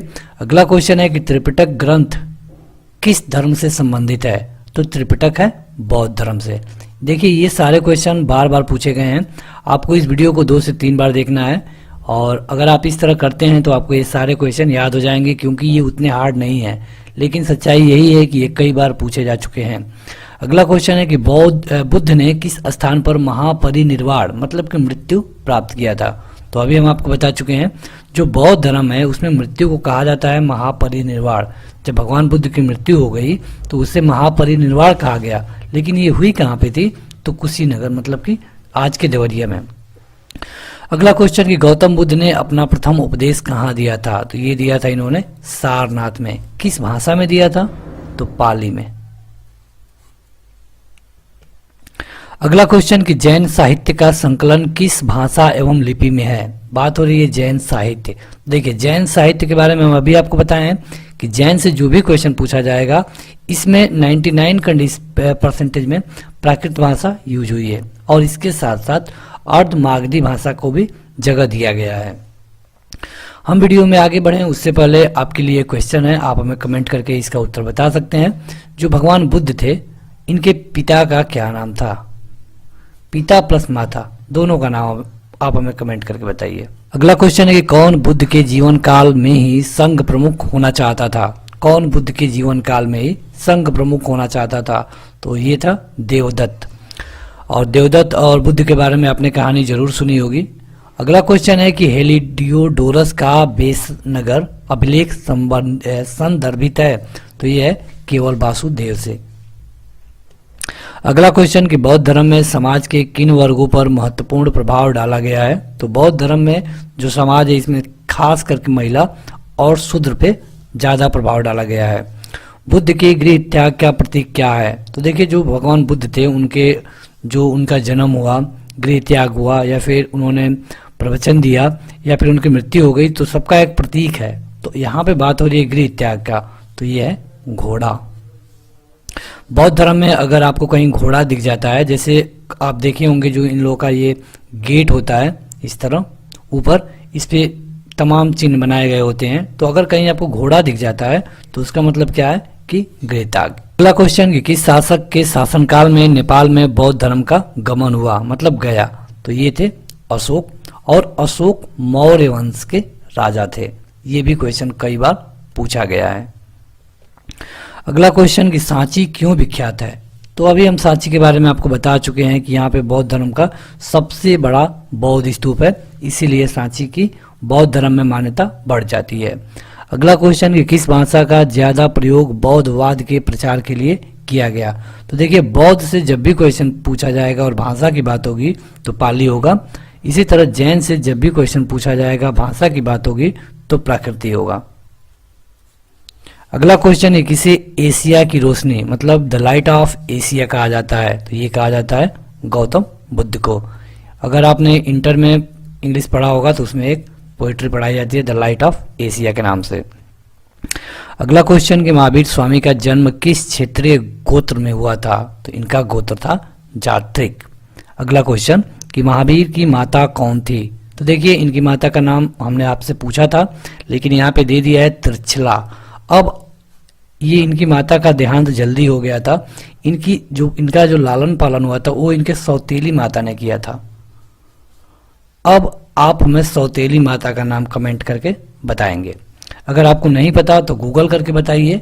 एक बार हम जिस चीज़ को सर्च कर लेते हैं वो चीज़ हमें ज़्यादा दिनों तक याद रहता है, तो हम चाहेंगे कि आप कहीं से भी खोज के आप हमें ज़रूर कमेंट करिए। अगला क्वेश्चन है कि बोध गया स्थित है, बोध गया मतलब ये कहाँ है, तो बिहार में, यहीं पे इनको ज्ञान की प्राप्ति हुई थी। अगला क्वेश्चन कि महावीर स्वामी का जन्म कहाँ हुआ था, तो बात हो रही है महावीर स्वामी की, तो इनका जन्म हुआ था कुंडल ग्राम में। महान धार्मिक घटना महासुत्ताभिषेक किससे संबंधित है और इस किसके लिए की जाती है, तो ये किया जाता है बाहुबली के लिए। तो आपको सीधे सीधे इसका नाम याद रख लेना है महासुत्ताभिषेक, और ये किया जाता है बाहुबली।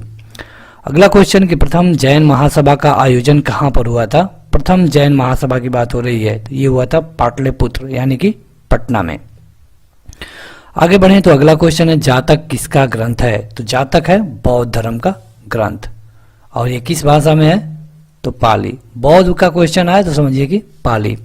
पाली को बौद्ध धर्म में क्यों इतनी मान्यता दी गई है, देखिए उस समय और भी भाषाएं थी, उस समय जिस समय भगवान बुद्ध अपना प्रवचन देने के लिए निकले थे, लेकिन जो पाली भाषा थी ये आम लोगों की भाषा थी, इसलिए भगवान बुद्ध ने इसका चयन किया ताकि इनकी बात ज़्यादा से ज़्यादा लोगों तक पहुंच सके।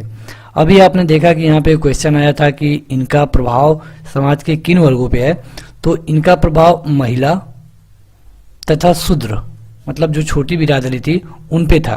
तो ऐसा इसलिए था कि जब जो कम पढ़े लिखे लोग हैं उनको उन्हीं की भाषा में अगर समझाया जाए तो उनको ज़्यादा समझ में आएगा, इसीलिए उस समय पाली का चयन किया गया। अगला क्वेश्चन है कि महावीर का मूल नाम क्या था, तो मूल नाम था महावीर का वर्धमान। अब आपके लिए एक दूसरा क्वेश्चन है कि जो गौतम बुद्ध थे उनका मूल नाम क्या था, क्योंकि जब वो 29 वर्ष की आयु में घर छोड़ के गए तो उनका नाम बुद्ध नहीं था। जब उनको ज्ञान की प्राप्ति हो जाती है तब उनको भगवान बुद्ध कहा गया। तो आपको बताना है हमें कमेंट करके कि जो भगवान बुद्ध थे उनका मूल नाम क्या था।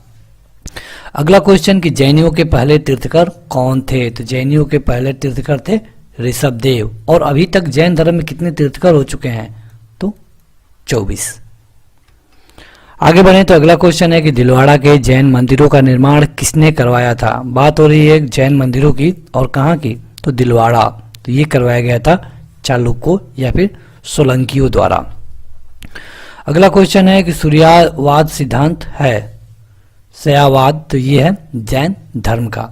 अगला क्वेश्चन है कि जैन परंपरा के अनुसार जैन में कुल कितने तीर्थकर हुए हैं, तो अभी ये क्वेश्चन हम आपको बता चुके हैं। यहाँ पे कुल मिला के कितने तीर्थकर हुए हैं, 24। पहले तीर्थकर कौन थे, क्वेश्चन कई बार पूछा गया है, तो ऋषभदेव। अगला क्वेश्चन है कि जैन परंपरा के अनुसार महावीर कौन से तीर्थकर थे, तो महावीर स्वामी थे अंतिमवें तीर्थकर। और इनका जन्म कहाँ हुआ था, तो कुंडल ग्राम में। इनकी मृत्यु कब हुई थी बता सकते हैं आप? तो 527 बीसी में। जन्म कब हुआ था?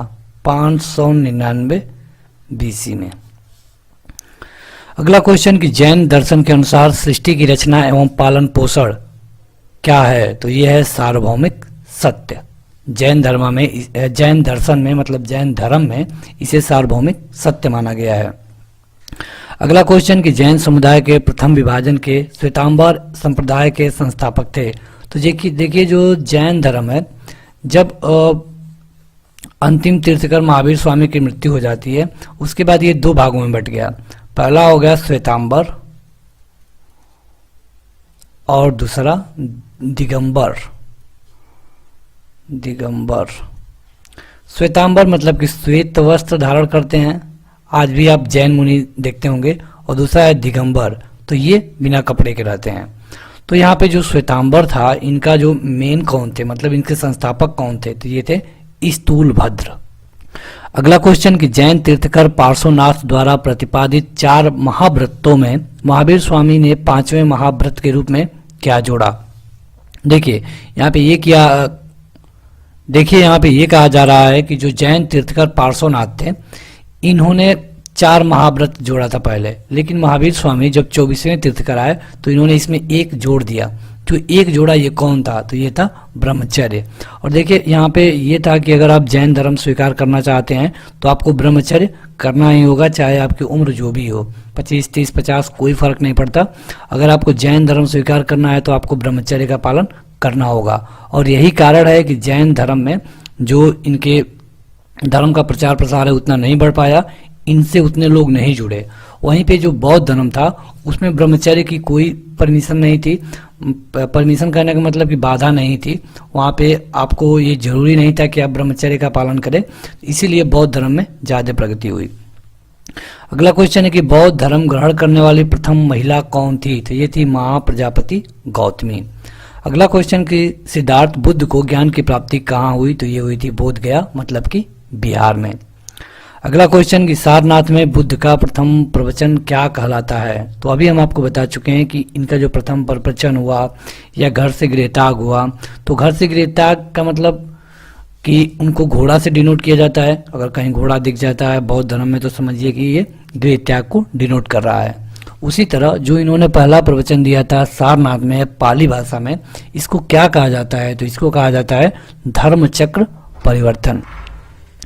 अगला क्वेश्चन है कि भगवान महावीर का प्रथम शिष्य कौन था? तो प्रथम शिष्य था जमाली। आगे बढ़े तो अगला क्वेश्चन है कि त्रिरत्न सिद्धांत क्या है? तो ये है सम्यक धारणा, सम्यक चरित्र और सम्यक ज्ञान। वीडियो में आगे बढ़े उससे पहले जो लोग अभी तक इस वीडियो को लाइक नहीं किए हैं जरूर लाइक कर दें। आपको बता दें कि इस तरह के और भी पार्ट ऑलरेडी अपलोड है। तो चलिए बढ़ते हैं आगे कि संविधान सभा में महिला सदस्यों की संख्या कितनी थी? तो आपको पता होगा कि जब अंग्रेज यहाँ से जाने वाले थे, मतलब कि 1947 के करीब भारत आज़ाद हो चुका था, वहाँ से लेके 1950 के बीच तक संविधान सभा ने संविधान का निर्माण किया। यहाँ पे पूछा जा रहा है कि जो संविधान सभा था इसमें कुल मिला के जो महिला थी इनकी संख्या कितनी थी? तो इनकी संख्या थी 12। अगला क्वेश्चन कि संविधान सभा में संविधान का प्रथम वाचन कब से कब तक हुआ? तो देखिए वहाँ पे वाचन होता था, तो यहाँ पे पूछा जा रहा है आपका पहले वाचन के बारे में। तो जो प्रथम वाचन था ये हुआ था 4 नवंबर 1948 से लेके 26 नवंबर 1949 तक। ये जो भारतीय संविधान के क्वेश्चन हैं सभी स्टैटिक जीके के हैं और कई बार परीक्षाओं में पूछे जा चुके हैं। अगला क्वेश्चन है कि 11 दिसंबर 1946 को किसे संविधान सभा का अस्थायी अध्यक्ष चुना गया? तो देखिए अस्थायी चुना गया तो ये हैं डॉक्टर राजेंद्र प्रसाद, जो कि आगे चल के 1950 में भारत के राष्ट्रपति बने। और अगर यहीं पे अस्थायी पूछा जाएगा तो अस्थायी बने थे 9 दिसंबर के दिन और इनका नाम था सच्चिदानंद सिन्हा। अगला क्वेश्चन कि संविधान सभा का गठन कब हुआ? तो संविधान सभा का गठन 1946 में ही हो गया था और उसके बाद 1947 में जब भारत आज़ाद हो जाता है तो संविधान सभा ने संविधान बनाना शुरू कर दिया। संविधान सभा ने तिरंगा को राष्ट्रीय ध्वज के रूप में कब अपनाया था? देखिए भारत में कई झंडे बन चुके हैं, कई बार झंडे बनाए गए, हालांकि वो अलग दिखते थे, लेकिन जो इस समय झंडा को आप देखते हैं, तिरंगा की बात होती है, 3 रंग की, इसको संविधान सभा द्वारा अपनाया गया था 22 जुलाई 1947 को। ये क्वेश्चन कई बार पूछा जा चुका है। अगला क्वेश्चन कि भारतीय संविधान सभा की प्रारूप यानी कि मसविदा समिति के समक्ष प्रस्तावना का प्रस्ताव किसने रखा? तो जो प्रारूप समिति थी इसके सामने प्रस्तावना का प्रस्ताव रखा गया था जवाहरलाल नेहरू के द्वारा, पंडित जवाहरलाल नेहरू, जो कि आगे चल के भारत के प्रधानमंत्री बने। हालांकि ये उस समय भी प्रधानमंत्री थे, लेकिन उस समय अंतरिम गवर्नमेंट थी। अगला क्वेश्चन की संविधान सभा की अंतिम बैठक कब हुई? तो अंतिम बैठक की बात करें तो ये हुई थी 24 जनवरी 1950 को, और इसके 2 ही दिन बाद यानी कि 26 जनवरी 1950 को भारत में का जो संविधान था उसको पूरी तरह लागू कर दिया गया। अगला क्वेश्चन की संविधान निर्मात्री सभा में झंडा समिति के अध्यक्ष कौन थे? तो देखिए यहाँ पे कई समितियां बनाई गई थी और हर समिति का काम अलग अलग था। प्रारूप समिति, इसी तरह की झंडा समिति। तो यहाँ पे पूछा जा रहा है झंडा समिति के बारे में, तो इसके अध्यक्ष थे JB कृपलानी। अगला क्वेश्चन कि भारतीय संविधान सभा के प्रथम दिन के अधिवेशन की अध्यक्षता किसने की थी? तो देखिए इनके बारे में अभी हम आपको बताए हैं, डॉक्टर सच्चिदानंद सिन्हा, और ये केवल 2 दिन तक रहे। इनको 2 दिन के बाद हटा करके इन्हीं की जगह पे डॉक्टर राजेंद्र प्रसाद को लाया गया। अगला क्वेश्चन कि संविधान निर्माण की प्रक्रिया में कितना समय लगा? तो बेहद आसान क्वेश्चन, 2 वर्ष 11 महीने तथा 18 दिन। संविधान निर्माण में कुल कितना खर्च हुआ? तो उस समय के हिसाब से ये पैसा है, रुपया में था, ये हुआ 6.4 करोड़ रुपए। अगला क्वेश्चन कि भारत को एक संविधान देने का प्रस्ताव संविधान सभा द्वारा कब पारित किया गया? तो ये पारित किया गया था 22 जुलाई 1947 को। यहाँ पे इसमें यही पारित किया गया कि जो भारत है इसके लिए हम एक संविधान का गठन करेंगे। आगे बढ़ें तो अगला क्वेश्चन है कि संविधान सभा का पहला अधिवेशन कितनी अवधि तक चला? तो पहला अधिवेशन चला था 9 दिसंबर से लेके 23 दिसंबर तक, और ये दोनों 1946 ही है। अगला क्वेश्चन कि संविधान सभा में किस प्रांत का प्रतिनिधित्व सबसे अधिक था? तो ये है संयुक्त प्रांत, और इसी का बदला हुआ रूप है इस समय उत्तर प्रदेश। अगला क्वेश्चन कि भारत की संविधान सभा किसके अनुसार गठित की गई? तो जो संविधान सभा यहाँ पे बनाई गई वो कैबिनेट मिशन योजना के थ्रू बनाई गई थी, क्योंकि कैबिनेट मिशन योजना में ये बताया गया था कि भारत अपने संविधान के लिए एक संविधान सभा बनाएगा। अगला क्वेश्चन कि भारत में संविधान सभा का गठन किस योजना के प्रस्ताव के अनुसार हुआ था? तो अगेन वही क्वेश्चन है, कैबिनेट मिशन योजना। अगला क्वेश्चन कि संविधान सभा के गठन के लिए चुनाव कब हुआ था? तो संविधान सभा के गठन के लिए चुनाव हुआ था नवंबर 1946 में। अगला क्वेश्चन कि संविधान सभा की प्रथम बैठक कहाँ पर हुई थी? तो संविधान सभा की प्रथम बैठक हुई थी नई दिल्ली में काउंसिल चैम्बर के पुस्तकालय भवन में। अगला क्वेश्चन कि भारत के प्रथम राष्ट्रपति के रूप में डॉक्टर राजेंद्र प्रसाद का निर्वाचन किसने किया था? तो जो डॉक्टर राजेंद्र प्रसाद थे, देखिए इनको सच्चिदानंद सिन्हा को हटा करके इनको अस्थायी अध्यक्ष के रूप में लाया गया। तो जब ये अध्यक्ष थे तो इनका चुनाव किया गया था संविधान सभा के द्वारा। अगला क्वेश्चन कि भारत के संविधान सभा में एकमात्र मुस्लिम महिला कौन थी? तो इनका नाम था बेगम एयाज रसूल। बेगम एयाज रसूल।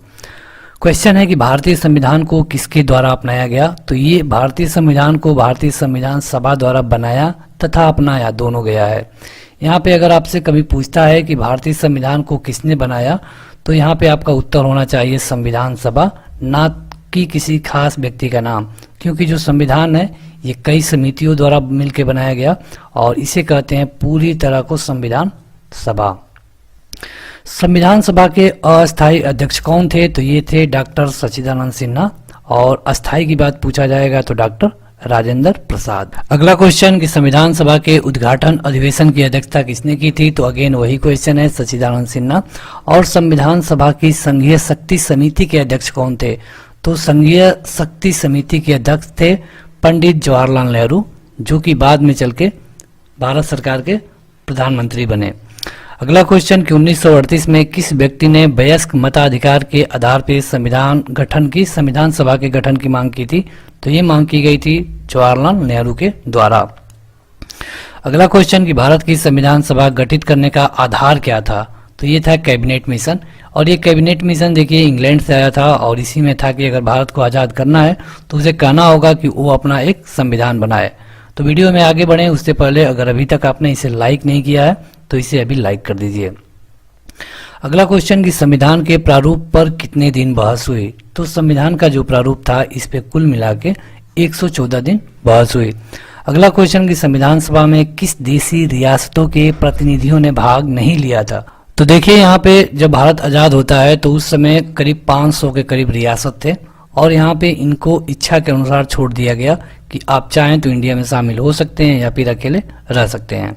तो यहाँ पे जो हैदराबाद रियासत था उसने संविधान सभा में भाग नहीं लिया। अगला क्वेश्चन कि संविधान सभा की प्रथम बैठक कब हुई? तो ये हुई थी 9 दिसंबर 1946 को और इसके अध्यक्ष कौन थे? तो डॉक्टर सच्चिदानंद सिन्हा।